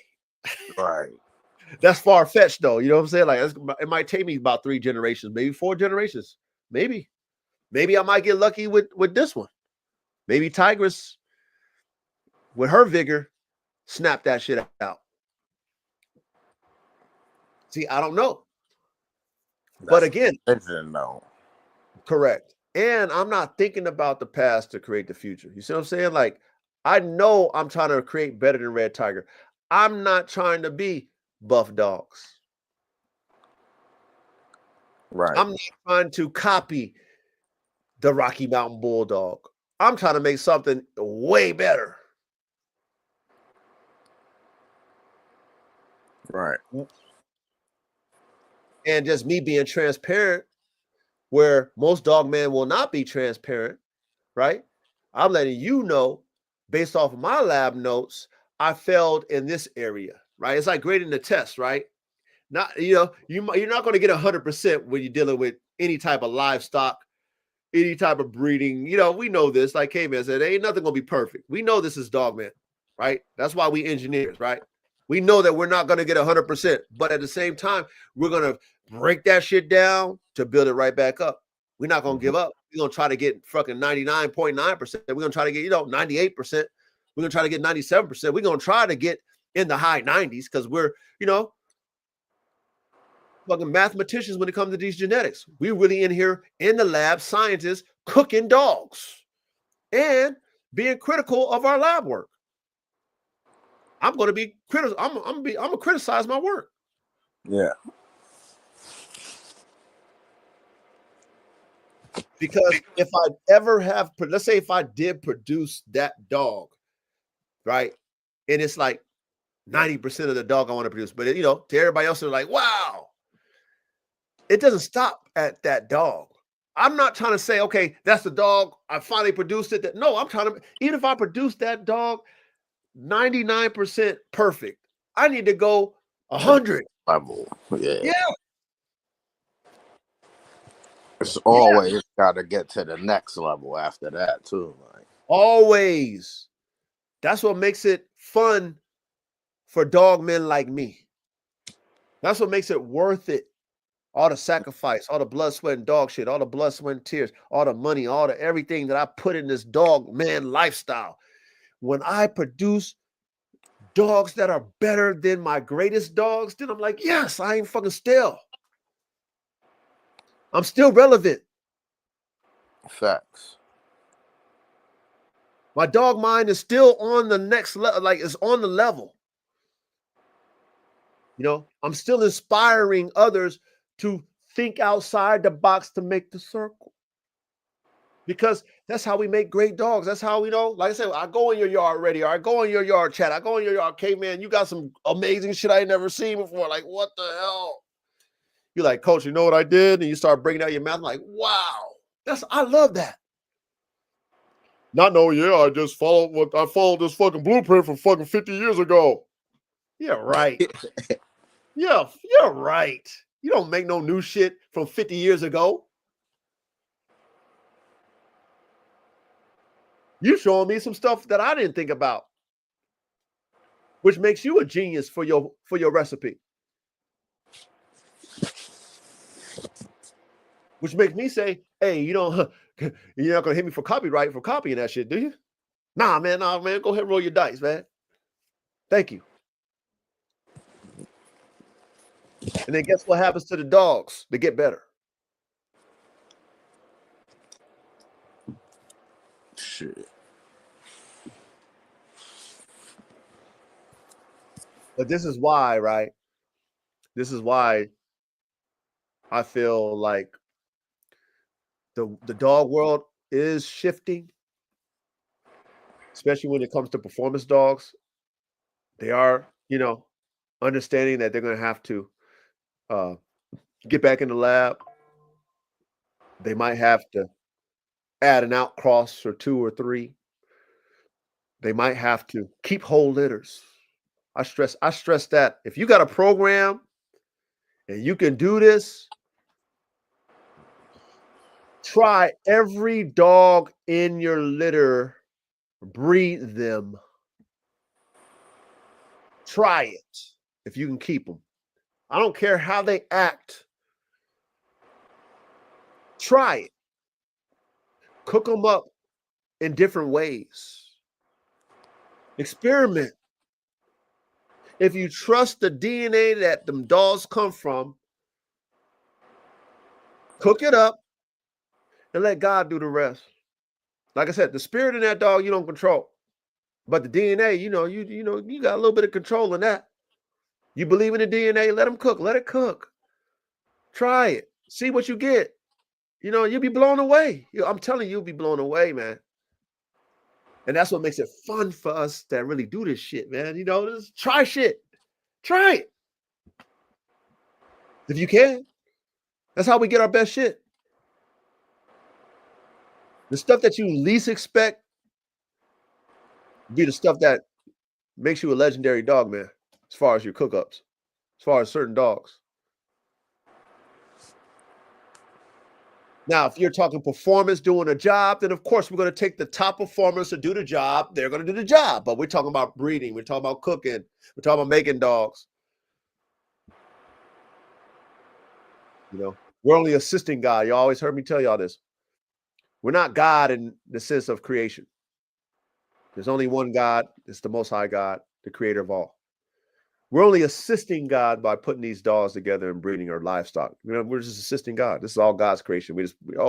Selecting these two creations of God, mixing them, boom. That's all we got. But the spirit of the animals, we have no control over. They gotta have the will in them already. Yeah. Yeah. But like I said, that doesn't dictate that they're going to produce that's in them. That's what I'm saying. If we're judging work, then the dog that is in front of you with the will and the spirit that's in it is doing the work. Then yes, we're going to choose that dog for the work. Yes, you qualify. You can work. You're the top worker. You're hired, right? You're first string. But shit, the fucking weak sauce motherfucker is producing you better workers than the one that's working in front of you. We're gonna use you to keep, like that type of mentality that you got to have that type of mentality when you're trying to create the future. You got to try everything. Yeah. Nothing is off the table. Try it. Combination. Go ahead, ready? What'd you say? No, I said different combinations. Yeah. Don't be afraid. Who cares what somebody say? You know what I'm saying? Like I said, think about how many geniuses out there, Albert Einsteins and, like I said, Elon Musk and these people that's genius. They think outside the box. They don't think like everybody else. They be dreaming and shit about stuff that you wish you could ever think about. They have dreams about their plans and then they execute it. They tell you their plans and it's like a foreign language to you. It's like what I don't know. What did he say? Oh shit. And then he makes that sound like fucking like wow, that's sweet music. Wow, that gibberish that you was just yabbing and jabbing is now fucking the advancement of the world. Yeah. And that's how we got to be about these dogs when it comes to performance. Like we're in a good position as dog men and dog women because we're creating dogs that not only look amazing, but perform just as good as they look. It is the hardest thing to do, right? To make a complete dog. That's very hard to do, you guys. Yeah. Because it's a never-ending process to it.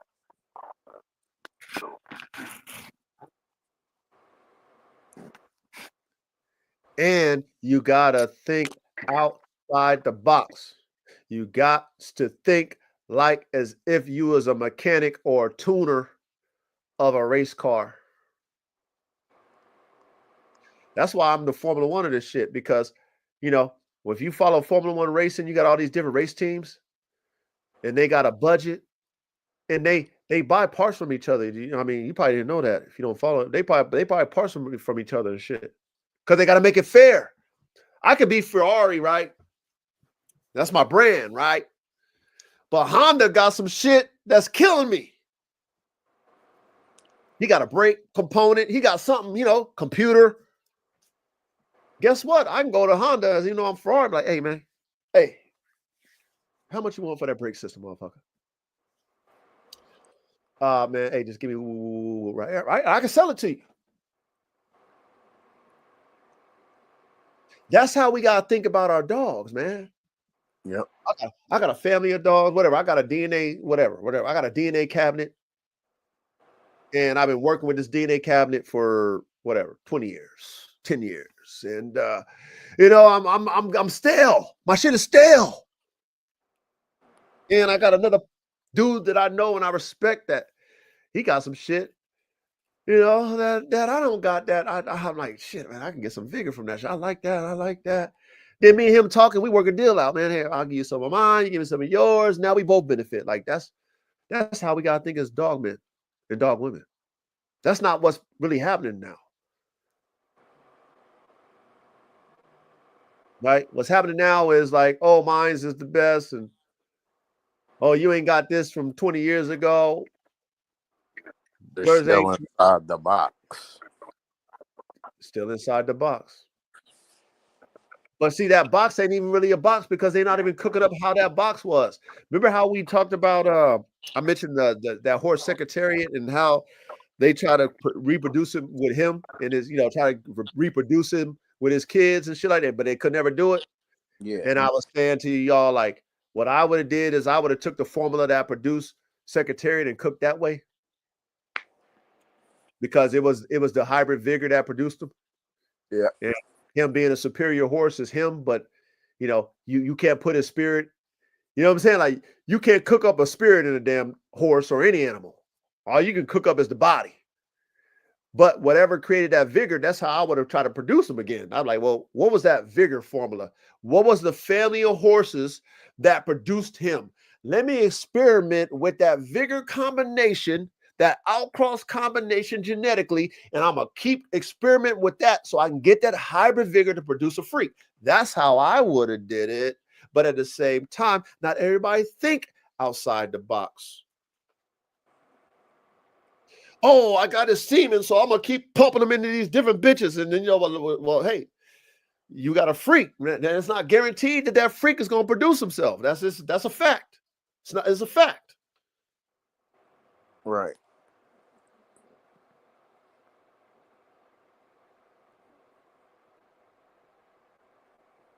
We need to be creating the future, y'all.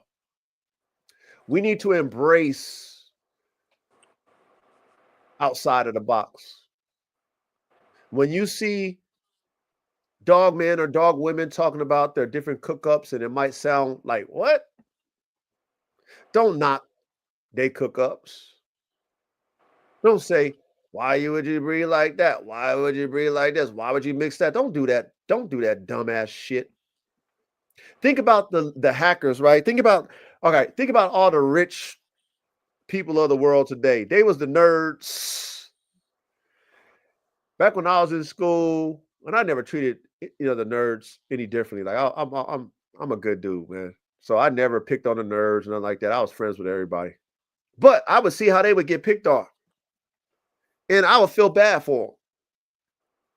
Fast forward, I'm 46. Them nerds is the billionaires. They pissing on us. Right? But it's a small group of them. They had their little secret little groups and shit. Small, even in high school, there was a few of them hung out in the lunchroom. They was all picked on. Think about it too. You got the little hacker groups, 12-year-old, 18-year-old, 21-year-olds, whatever. It's a small group. They got their little group chats. They the ones over there putting formulas together. Hey, they're doing their little formulas and shit. It's a small group of them motherfuckers. Yep. Same thing with us. What we're doing is it's going to be a small group of us who talk like this. That's why on Thursday nights when we have this classroom, it's not a big classroom. This is not for entertainment.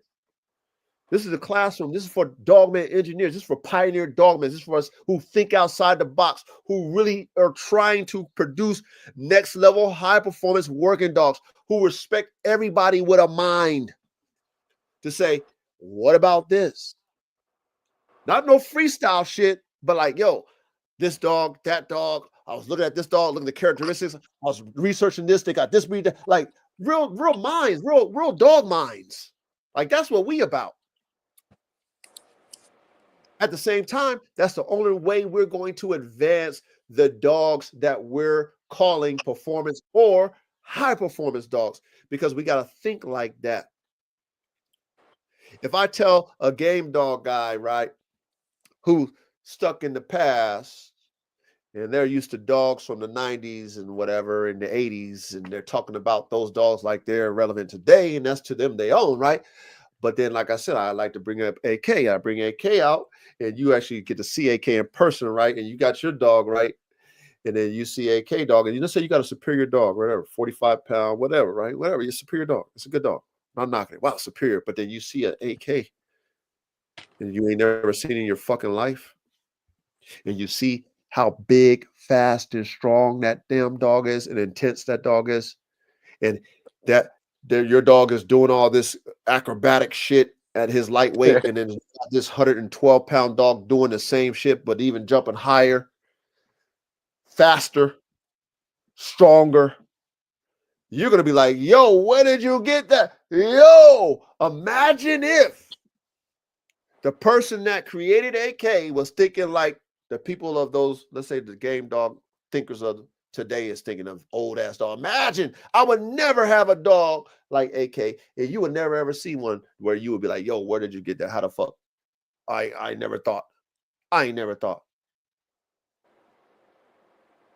That's the only reason why a dog like AK or a dog like these other people all over the world who got freaks of nature type dogs, man.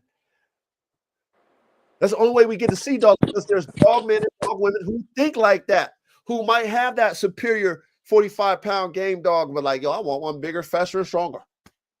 If you breed the same way, you're not going to get that. That's common sense.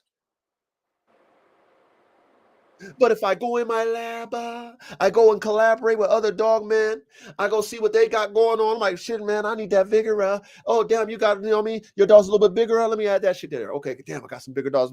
Okay, shit, you know what I mean? Your shit is a little bit bigger. Let me add that. All right, let me tighten it up. Okay. Like, if you doing shit to make these dogs, that's how you get them. That's how you get it. That's how you do it. You're not going to get better dogs doing it the same way. It's just common sense. And I guarantee you this. I guarantee you this. The old dogmen of the past, even though they might have had a superior dog that they loved, that they created, I guarantee you they was always trying to make better. I guarantee you they was always trying to make better, because if you are a serious artist, when it comes to these dogs, you always want to up your fucking game. It's the truth. You get bored if you don't. I know I would. Yeah. I feel stale. Like, fuck, fuck, man. I ain't got bad. I ain't had a good dog since the 80s. Fuck, I ain't had a good dog since 1998. Fuck, man. Why is these dogs still like my 1998? Like, you get bored. You get bored. But I know them dogmen of the past, they knew what time. I'm talking the ones that make top tier type dogs. They knew what time it was. They was in the lab. They joint. Yeah, they was up there experimenting in the lab. Shit, I know I would. And they don't have the access that we have, though. We can get dogs from all over the world. They couldn't. Right. We got the internet, so we can see all kind of dog, man, all kind of dogs. Like, okay, shit. I mean, that's the only way I got an AK from the UK. That's the only way I got a Snow White from Serbia. You feel me?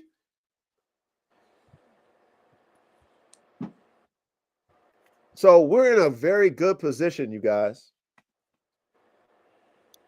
to respect the past, okay? We're always going to respect the past, because without the past, there will be no future, right? We'll respect the past, give them, pay their homage, give them their respect. But see, we need to honor the past by making the future better, because then that's where you get the old school Hall of Fame dog men or dog women looking to you like, yo, I was trying to do what you just did. Wow. I look up to you. You have the OG dogman saying, bro, I look up to you. No, OG, I look up. No. I look up to you. You took what we were doing and took it you took it to 100, took it to 1,000. I had that vision, but I couldn't put it together. But you found some way to put it together. Why are we not grasping that as dog men and dog women? Why can't you let the dead bury the dead? Shout out to Jesus Christ for that one. Let the dead bury the dead. That means it's dead is dead. Nigga, we alive now. Why are we talking about dead dogs? Why are we talking about old bloodlines?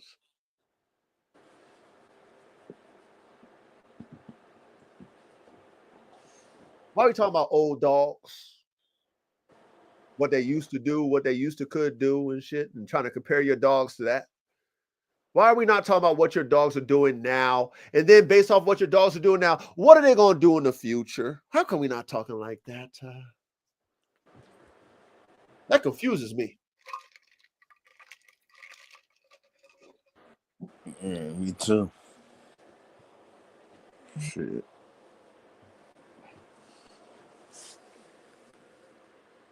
But this is the dog world we in. You know, it's not about the dogs. It's about individuals. It's about legacies that don't belong to individuals who talk about them. Where's your legacy at? Why are we not talking about your legacy? Where's your dogs at? Why are people not going crazy over your dogs? Right.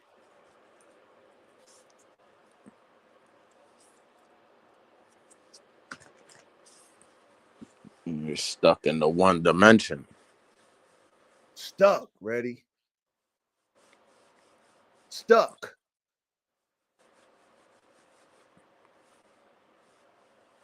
But like I say to y'all, like, I'm used to being by myself and doing my thing.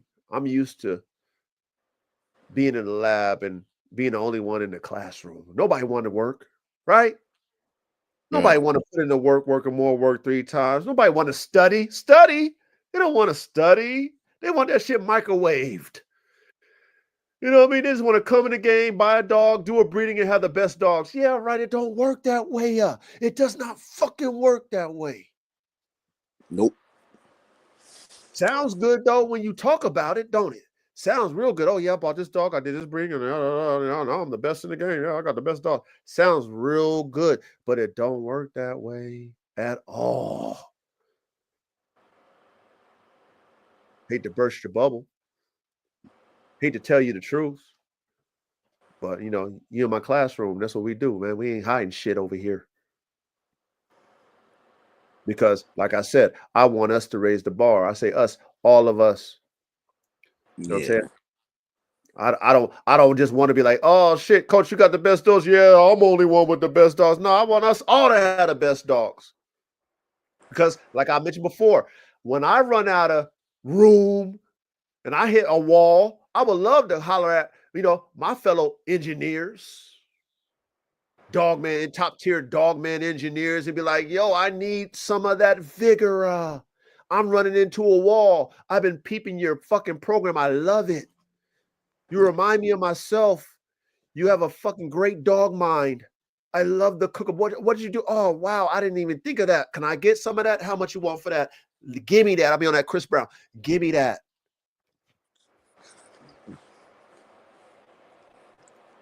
And That's I run the place. Yeah. It's the only way to get to the next generation, to the future. Right.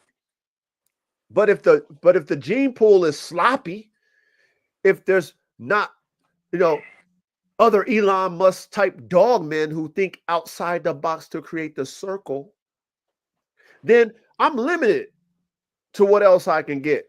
Because now I'm looking for dogs I can add, and I'm looking at their program and how they cooking up. Yeah, this is fucking 30 times this dog, and this is 50 times this dog. I don't want that shit.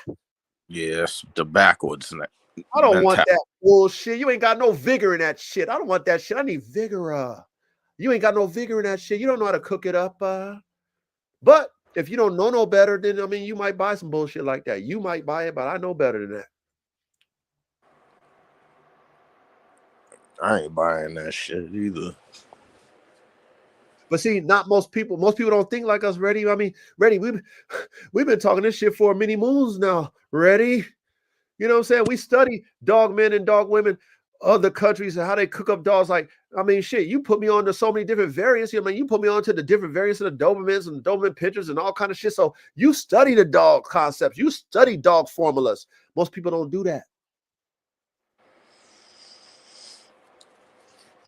That's a fact. So their mind can't. Go ahead. Ready? Go ahead. Yeah, I was gonna say there's so many variances of every dog breed. Like dogs you wouldn't even think of that would have a variance that they're calling a whole nother other breed. It's like different sizes, yeah, and they have different performance skills, different traits, but they're all the same breed. That's all I want to say right there. No, you said it. You said it. You said it. You said exactly what it needs to be said. There's variances. And those variants means that they cooked up differently to get these different variances of the same breed, which is okay. That's what I'm saying. Like, don't, like, oh man, please, you guys, just dog men and dog women, just keep it simple. Think about how they make cars. You got a certain brand of car, like a Corvette, and even though it's a Corvette, it changes and they add different shit to the Corvette. It's still a Corvette. It's still a Corvette, you guys. Same thing with your dogs. When you're making performance dogs, don't breed yourself into a corner. Don't breed yourself in a box. If you're good at what you do, you can keep the phenotype. You can keep the genotype. If you're good, find dogs that match the phenotype and genotype, breed to those. Maybe from a different family. Or if you have a dog that's heavy potent, that whatever you breed it to, it shows itself, breed it to a total different breed that's going to bring it, right? Bring what you want, right? Do it. Who cares? Who gives a fuck what anybody says? Do it. Pick the dogs that match your phenotype of what you already have, and then throw them back into your family of dogs. And guess what? You just washed it out, but added a whole different feature. Ooh, I just did that. Oh my God, my dog ain't purebred. Oh, Jesus has been doing that for centuries. OG Dogman, top tier Dogman, been doing that shit for years and years and years. You just naive about it. Yep. You just don't know no better. The dogs they got is all mixed up. Hell yeah. Shit. They just know how to pick out the ones that'll fool your ass. Because they seasoned. They know this ain't their first rodeo. This ain't their first dog rodeo. So they already know how to pick out the dogs that look and match what they want, but got that vigor and that feature that they added from that whole different breed. Yeah, that's how they do it. Yeah. Sorry to bust your bubble, but that's how you make better dogs. Nothing wrong with it. But if you naive about cooking up dogs, then you're gonna be deceived and you will never have a top tier dog. Your shit will be mediocre. And you be wondering why you missing.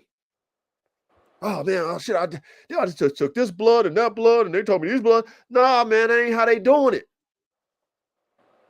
They doing it something totally. It just like Reddy said it, they doing those variances.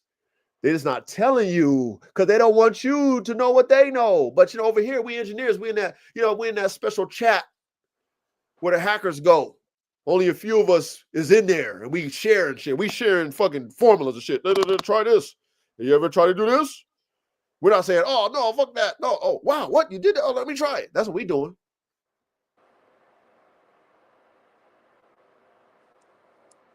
You mean variance is okay? Yeah, variance is okay if you're getting what you want.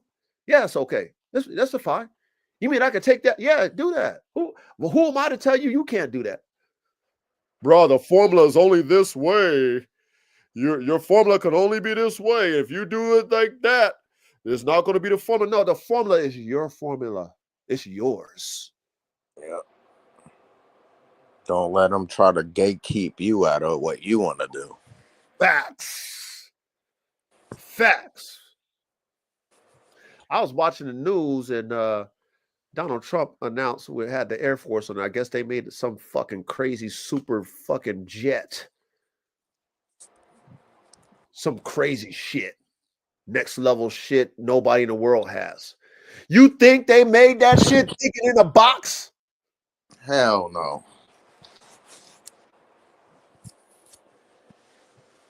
Hell no. They got they're dreaming over there, man. They dreaming over there, big time dreaming.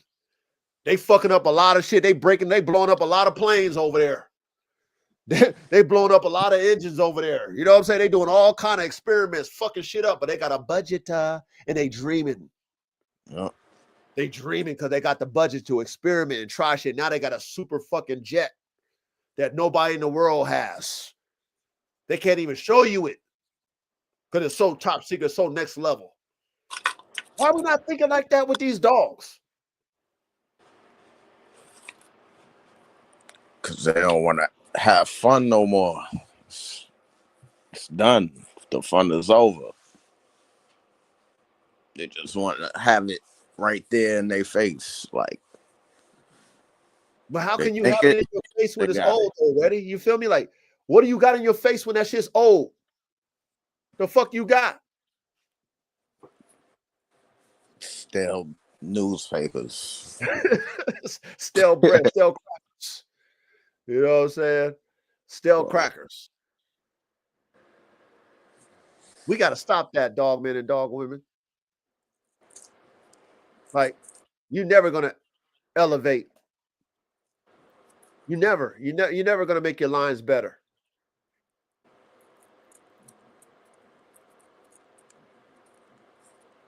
And like I said, if you love the dogs that you had, right?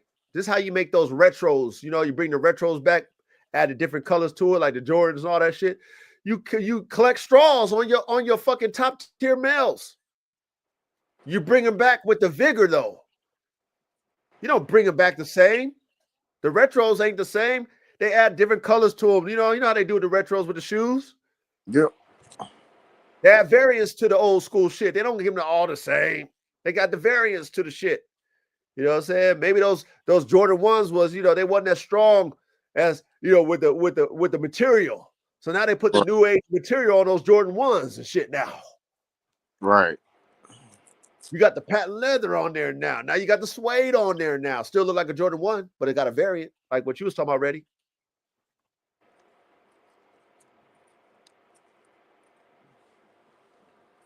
That's if you want to hold on to the past. Do that. You could do that, but make that past better. Don't go back to the well to make it the same. Like I said, I'm not going back to AK to make another AK. I need to make a variant of AK. I already own AK. I know who AK is. I want a semen, so anytime I cook him up, it's a better one. So that when he knows in his spirit, when he transitions into another dog body, wherever God takes his spirit, he knows that me as his daddy, the dog God, is going to cook up better versions of him with his DNA. He knows that, you know what? Shit, I'm going to live on forever through my DNA. Of course, my spirit is gone, but my DNA is going to live on forever. And the dogs that's coming off my DNA because my daddy know how to cook me is going to be better than me. Facts.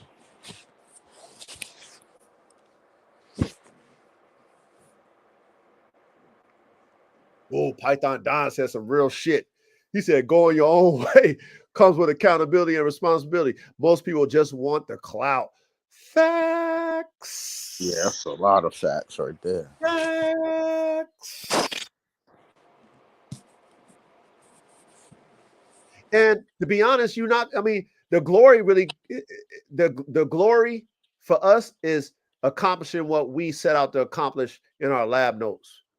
The world is going to knock and hate you unless they hopping on the fucking bandwagon because everybody else is jocking you. Then it's like, oh, yeah, Python Don, you did it. Coach, you did it. Reddy, you did it. Chet, you did it, right? They're going to hate on you. This is what it is because you did something they're not willing to do. You stepped outside the box. And you're not going to get clout until all the people hop on the bandwagon. Then you're going to get your clout. You know what I'm saying? But other than that, they're going to say, "Oh, you're making mutts," and you know, because we're being what do they say? We're being transparent. So they're gonna knock you when you tell them your recipe. Where back in the old time days, the old timers didn't tell you shit. They paper hung your they paper hung shit. They lied.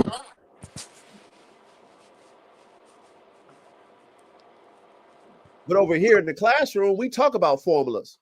So if you tell them the formula, hey, I made this dog doing this. Oh, you got some mutts. Oh, take that to the pound. You know, dumb motherfuckers, right?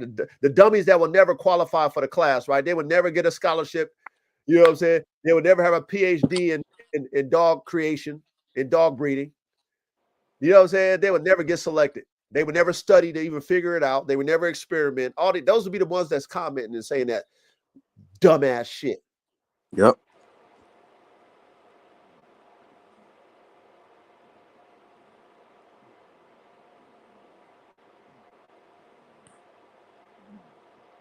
I mean, man, I mean, y'all can tell I'm passionate about this dog shit, man. Like I'm passionate about this shit, man, because I know how hard it is. I know how time consuming it is. I understand patience. I understand being a visionary. I understand experiments, trying, failing, trying again. I understand all that. But I do understand that living to create the past is never going to advance the future of the performance dog. Will never. And then us as performance dog breeders or creators will never get the money that we deserve, because why would the consumer want to spend the money that you're asking if you're making the same shit? I Right. wouldn't. I wouldn't. Me neither. But you asking me for 10 grand or whatever, you might be asking 5 grand, whatever you asking for your dog. But your promotion is something of a dog or of a bloodline that is not relevant today. Was relevant when it was relevant. The dog that you're promoting was relevant when he was relevant, but that dog is not relevant today. But you asking a certain price, premium price for that. Like, that's not going to get that. Yes. That's crazy how they still asking for these high prices for these dead dogs. Well, there's a lot of people ready who are stupid. I mean, no disrespect to you guys who are that, but there's a lot of people who are dumb consumers. They buy hype. They buy the hype. They don't know how to buy dogs. They buy hype. Yeah, There's a lot. They're buying the dog and letting the dog sit and rot, but they're buying the right to be in the chat rooms and be talking shit with everybody. That too. That's what it is. Yeah, that too. That too. And you know what?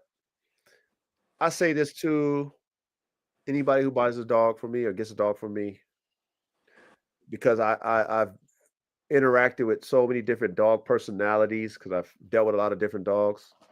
And I always tell them, like, you know, you might judge a dog by its cover, right? A book by its cover. And because you can't relate to it, you can't bring the best out of it. There's a lot of dogs that get in the wrong people's hands and they get misdiagnosed as garbage dogs.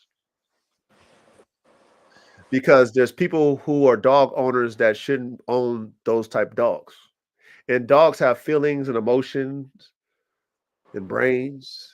And if they're not respecting you, but they know you feed them, they're gonna comply, but they're not gonna give you they all. Right. They don't want to. They don't have the drive to do it. And dogs are driven, especially performance dogs. They're driven for something. Every one of my dogs compete for my attention.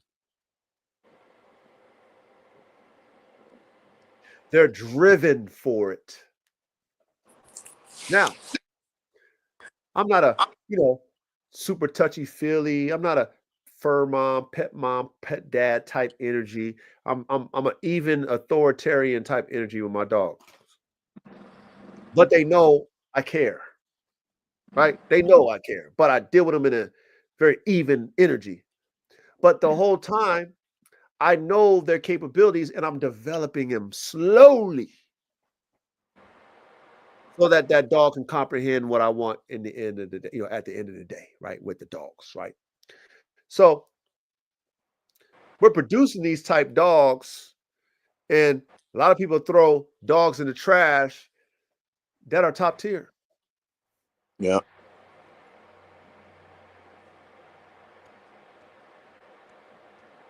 Then they miss out on breeding that dog because it wasn't top tier to you.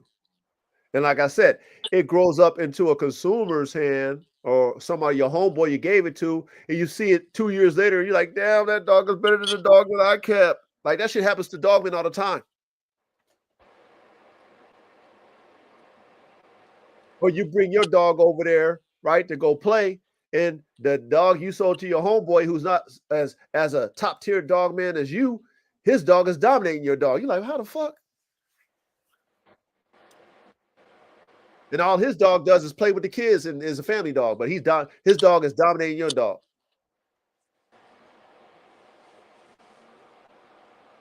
And you wonder why.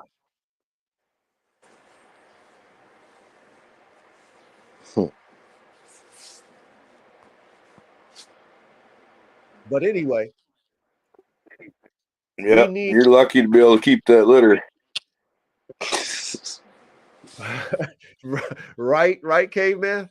I mean, Yeah, you see what I'm doing?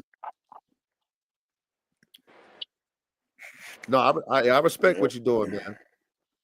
Like I said, for me, caveman, I've had people fiending for this shit for about almost 3 years. I'll say 2 years. Let me say 2 years.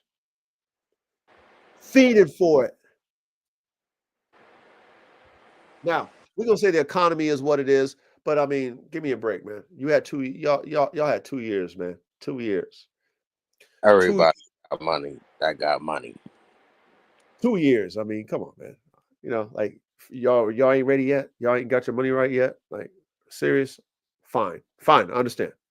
I'm okay with that. I get it. But yeah, it's gonna work out in my favor because I mean, I'm gonna use the DNA. They're not pets for me. You know what I'm saying? They all working over here. You know what I'm saying? They're gonna be working out there, conditioning and working out here on the property. And then, shit, God willing, we'll be able to, get some of that DNA. But yeah, it worked. It will work out for me in the end. Yeah. But I didn't need it because I already got pieces. I already have, plans to do what I gotta do. Even with Red Tiger Jr., I have plans to, do what I gotta do. I got, other dogs that I want to cook up that's in my sperm bank. You know what I mean? And I'm like, I want to bring back to life and cook them up. So I had other variances because that's just a piece of my puzzle, but it's going to work out in my favor at the end of the day, like you saying, okay, man. Yeah. You still trying to introduce any new breeds? The only new breeds is what I have with the Kangal and the Malinois. That's the only thing that I have as far as new breeds are concerned. I have other, like I said, I have a bulldog program, which is what I'm calling Formula One Bulldogs. I'm only in the first phase of it with these Red Tigers. See, that's what I was gonna say about the Red Tiger joint. Like, I only know of that the Campero bulldog that got the breathing, that could breathe. Okay, That's the only one I know. Are they bully type? They're bulldogs. No, I'm saying are they bully type? Are they like really? Are they extreme like Red Tiger? Some of them. There's some variations that they don't look quite as like him. Like, yeah, but there's variations of them. I'm gonna send you some pictures of them joints. Okay. Yeah, yeah. You already know, man. Send me some of those. You know what I mean? Let me check them out. But see, I got other bulldogs, right? I got 3 different bulldog males on ice. I got Mm, I got a tall one because I wanted one with some leg. So I got a super tall one on there. Nice one too. Real tall one and shit, thick bone. I got my fucking favorite, my boy Rocky, and I got his daddy. So I got so much DNA. I got so much DNA in my fucking lab that I can use. Like I can even take I can take a Red Bull, man. The one I produced my band dog with, Red Bull. right. I could take him and I could throw him into that shit too. But see, I already did that with Red Tiger Jr. because I took Red Tiger to Silver Bullet, and that's Red Bull's daughter with the pit bull. So that's why I thought I was going to be able to fix that. But again, I only had one puppy. So imagine if I had a full litter. I'm sure out of that litter I would have got one that could breathe the way I want. You see what I'm saying? Right. But I only had one to choose from out of that litter. Happens to look just like his daddy, and the breathing is damn near like his daddy. You know, so like you said, I got a victory out of that because I got the phenotype, you know, and I corrected some things, but I didn't correct the breeding.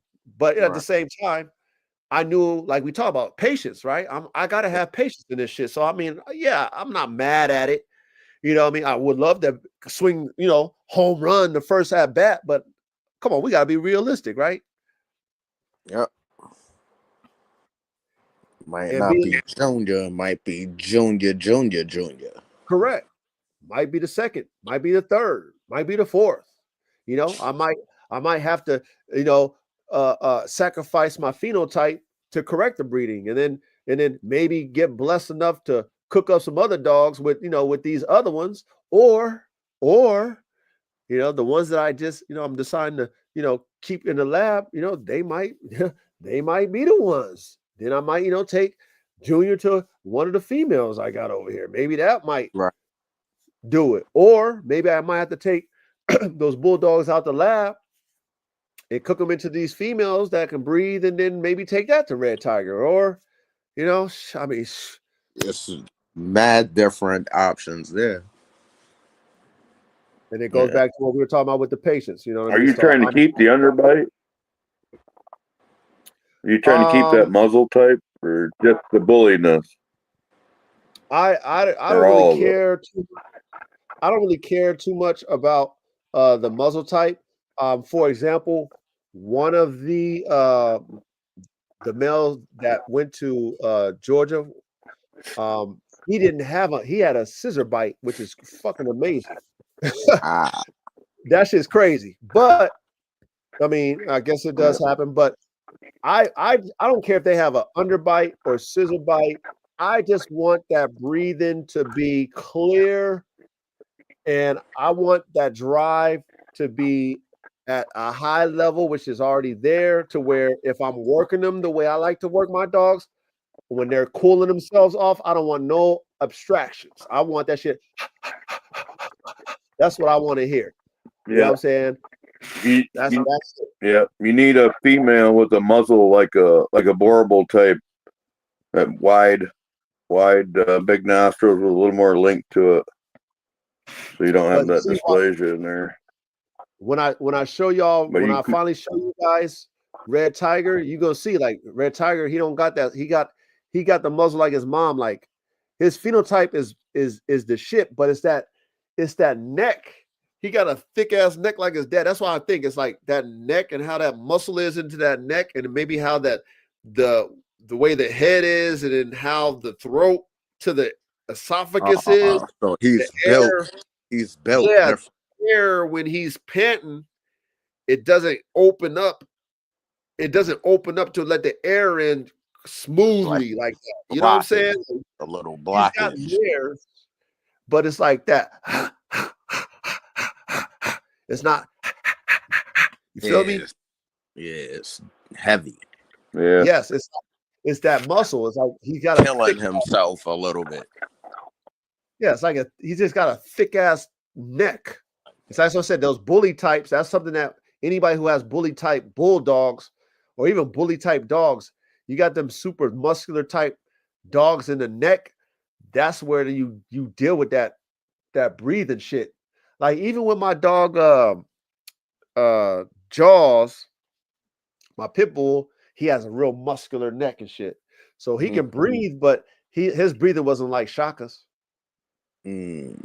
Like you can hear a little bit of, you know, he can breathe, but Shaka's was, like Yeah. I study that shit. You feel me? Because like I said, I'm performing, so I'm listening to all that.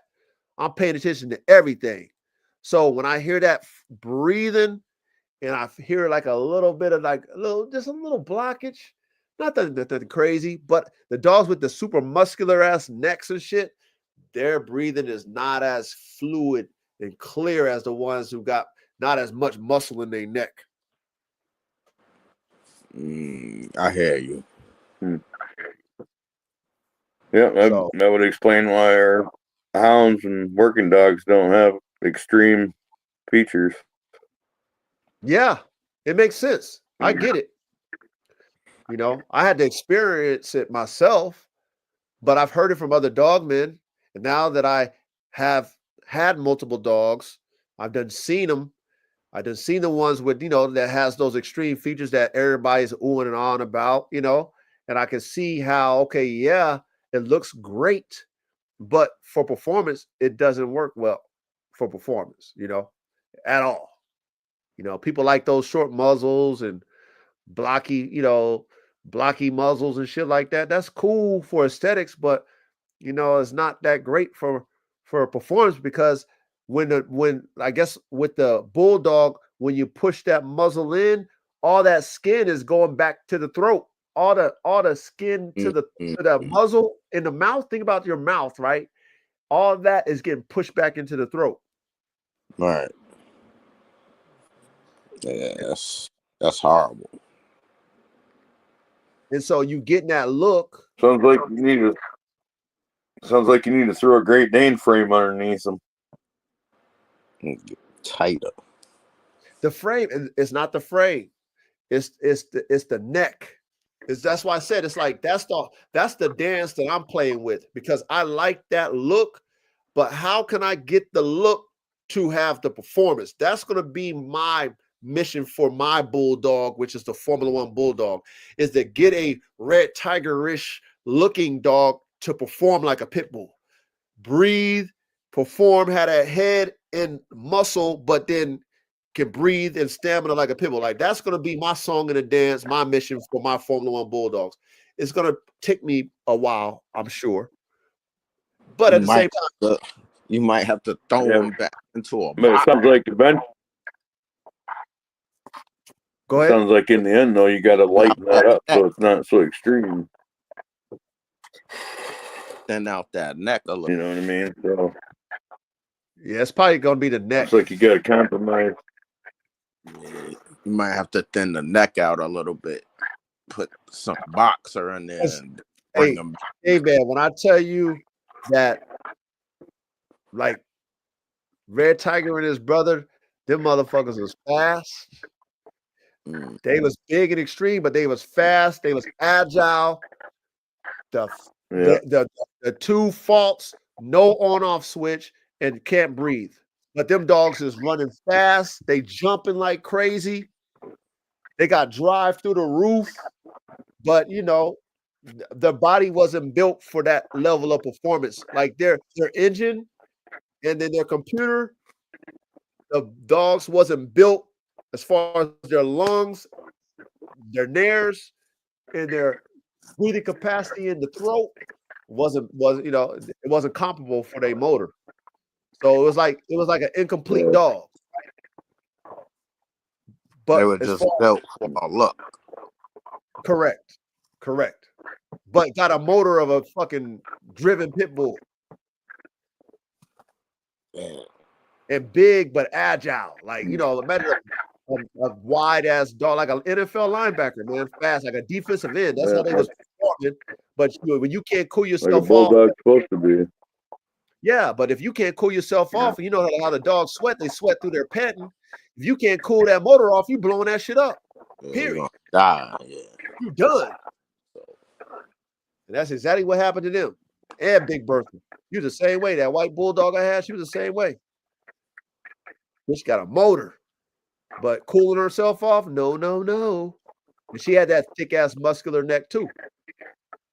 So that's probably when I'm at to sacrifice Yeah. that muscular ass neck. Yeah, best thing you can do is breed those phenotypes that you like and keep all the dogs and give them an endurance test. You know what I mean? And select that way. Unless you're just going to straight up put something else in the mix to clean it up. Well, I'm just hoping with this ones that I'm going to keep, I'm just going to cook them all up and see who's going to give me what I need as far as overall. You know what I'm saying? Like breathing, phenotype, and then Yep. based off of that, if they can produce it, then I'm going to keep those and roll dice with that. That's how I'm going to base it pretty much. You know, I'm going to collect all my male semen, though. I'm going to collect everybody's semen, junior semen, all they semen, because like you said, I might have to take Junior to a whole different breed. Yeah. And then come back around the mountain Yep. to bring back that bully type of shit. You know what I mean? Yep. yeah.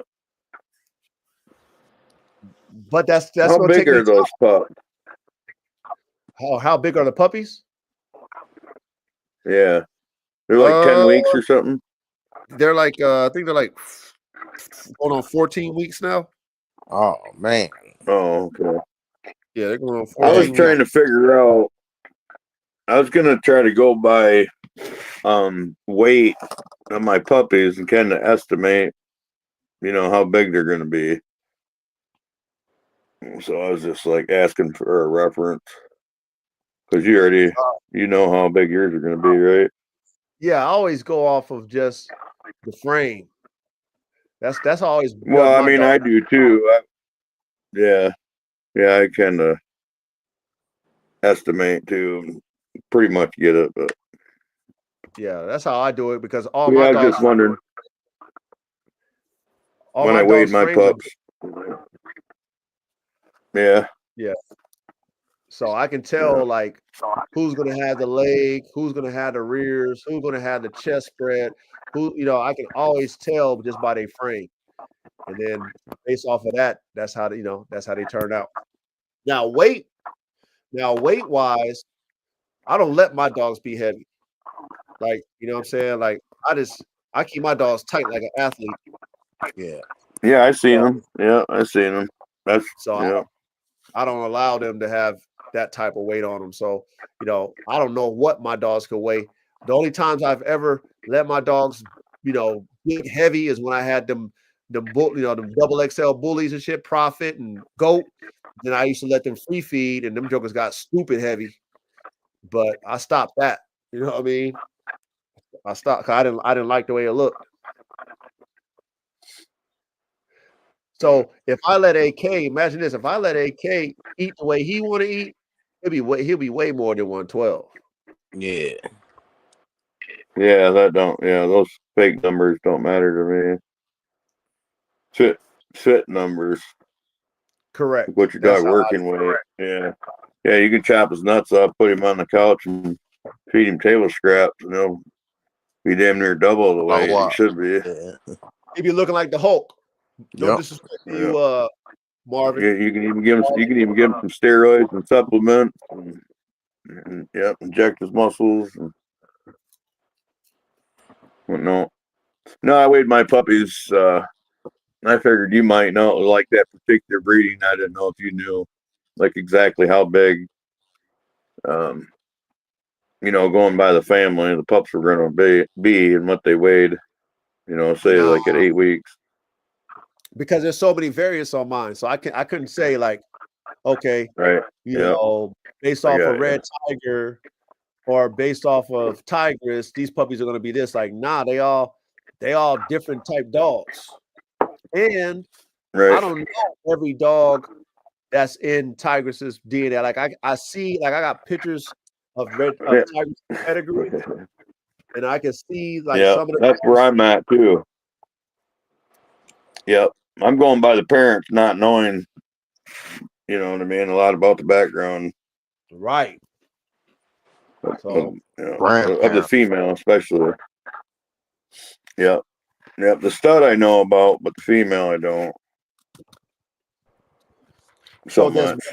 so what you do, Caveman, is that look at your dog's skeletal. You know, just basically like just think of him as a skeleton or her as a skeleton. And if you see like long limbs, you see a certain type of back, you know, based off of that, think of that as full grown, and that kind of gives you a reference of what your dog's going to be when it's older. Yeah. And that's pretty much how I pick out all my dogs. And most of the time, majority of the time, I'm right when it comes to how they look when I vision them as a puppy, and I say, okay, bam, that's how they turn out when they are bigger. Yep. Yeah. That's why I like getting my pups when they're a little older, like around 4 months or something. Yeah. You really see them features. Yeah, because they always changing. That's one thing about dogs, but puppies especially. They're changing every day. They're growing. They're showing you something different every day. Mine are just starting to. Yep. Yep. Yep. But you guys got anything else to add on this topic? I mean, you know, I just feel that we have a duty as pioneer dog men and dog women, the engineers of this high performance dog man movement, to think about the future. Respect the past. Okay. Don't ever disrespect the past. Don't ever disrespect any dog man, period. But definitely the OGs that, you know, paved the way for us to be inspired, right? Never disrespect them. However, you know, raise the bar. Be better. You know, be hopeful that one of these dogmen that you respect see your product and salute you one day. Like, yo, you made this dog or you made these dogs? Yeah, I did, man. Wow. Like, be inspired by getting respected by the OGs that's, you know, did what you're trying to do. Let's move in that direction. Right. Let's not get caught up in the past and trying to reinvent the past. Don't do that. We will never advance the performance dogs thinking that way, doing things in that way. We would never do that. If you have a superior dog on your yard, multiple superior dogs, whatever, and you're not trying to produce better, but you're trying to produce the same, what are you breeding for then? Why are you not raising the bar for your program? Why are you not doing better for that dog that you have or dogs that you have and creating their legacy to be better than them? Like, why are you not advancing your brand? Why should your consumer like, hey, I need that dog I got from you back in 2012? Like, no. No, I don't have that dog back in 2012. Sorry, I got a better one. You want that one? I got a better one. Right? Your consumer should be looking at you for better. You know, man, that dog from 2020 was dope, huh? Yeah, that shit was dope, coach. Well, shit, check out this 2025. New and improved. This is gonna blow your top. We need an event. Say that again, Caveman. We need an event. Like what? Like a dog show? Yeah, like a band dog event. Competition, whatever you want to call it. Qualification. Gotta get the dog shown so people know that these dogs exist. Yeah. On a large scale. Yeah, they're starting to learn it. YouTube is like one of the biggest formats out there now. Yeah. You know, I You thought got other, about you got other people. Go ahead. I thought about something too. Maybe something in the future. I was thinking about maybe starting like a dog league, like a performance league, like actual like certain type of events, but it's like a league, Mhm. and then you got like teams, and then dogs compete and stuff like that. I was thinking about something like that. Now, of course, you gotta have some money behind you to do it, but Yeah. that would be dope.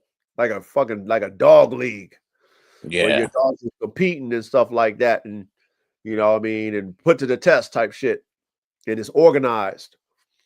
It's got all kind of different stuff that you do, but Yeah. that would be You don't need awesome. as much money as you think. I mean, we do that up here with our with our hounds.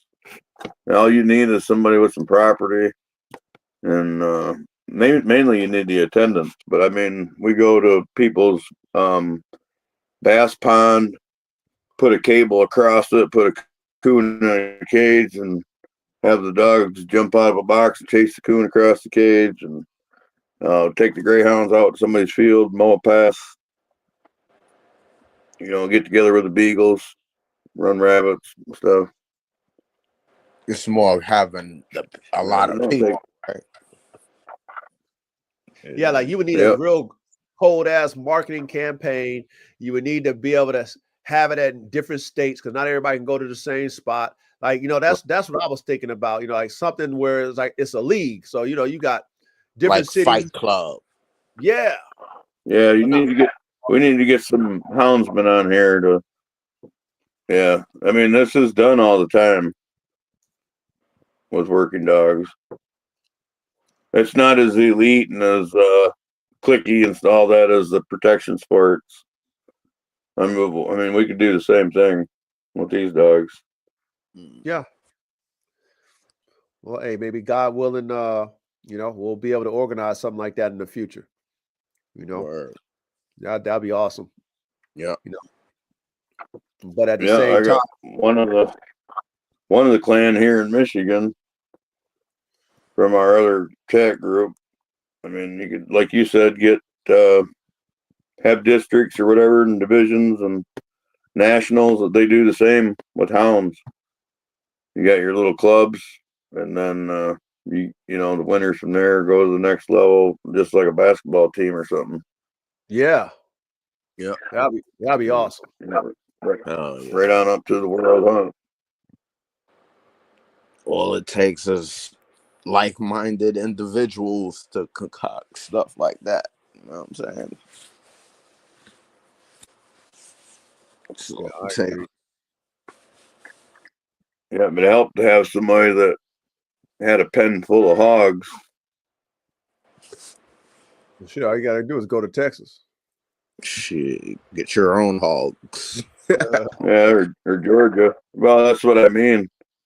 Yeah. Somebody had a pen of those in their backyard. We had a small supply of them. Yeah. Not just regular domestic hogs. No, them javelinas. Them real giants that's out there that'll kill you. I don't know if they're ready for those. That's the Well, ones yeah, we got one of those in thinking our about. too. That's the New dog man. He's in Georgia. We can go down there and chase pigs. See, that's the pigs I'm thinking about all the time when people like, yeah, I got my catch dog to catch those hogs that can kill you. That's the ones I'm thinking about. Yeah, my dogs are gonna wreck those hogs. Not catch them. They're gonna wreck them. Yeah, that's what I like to hear. But the only thing is now, the reason I said it'd be nice to have hogs here, because when you go down to Georgia, now you're dealing with venomous shit. Oh yes, and we don't have that here. Other things out there. Yeah, we don't.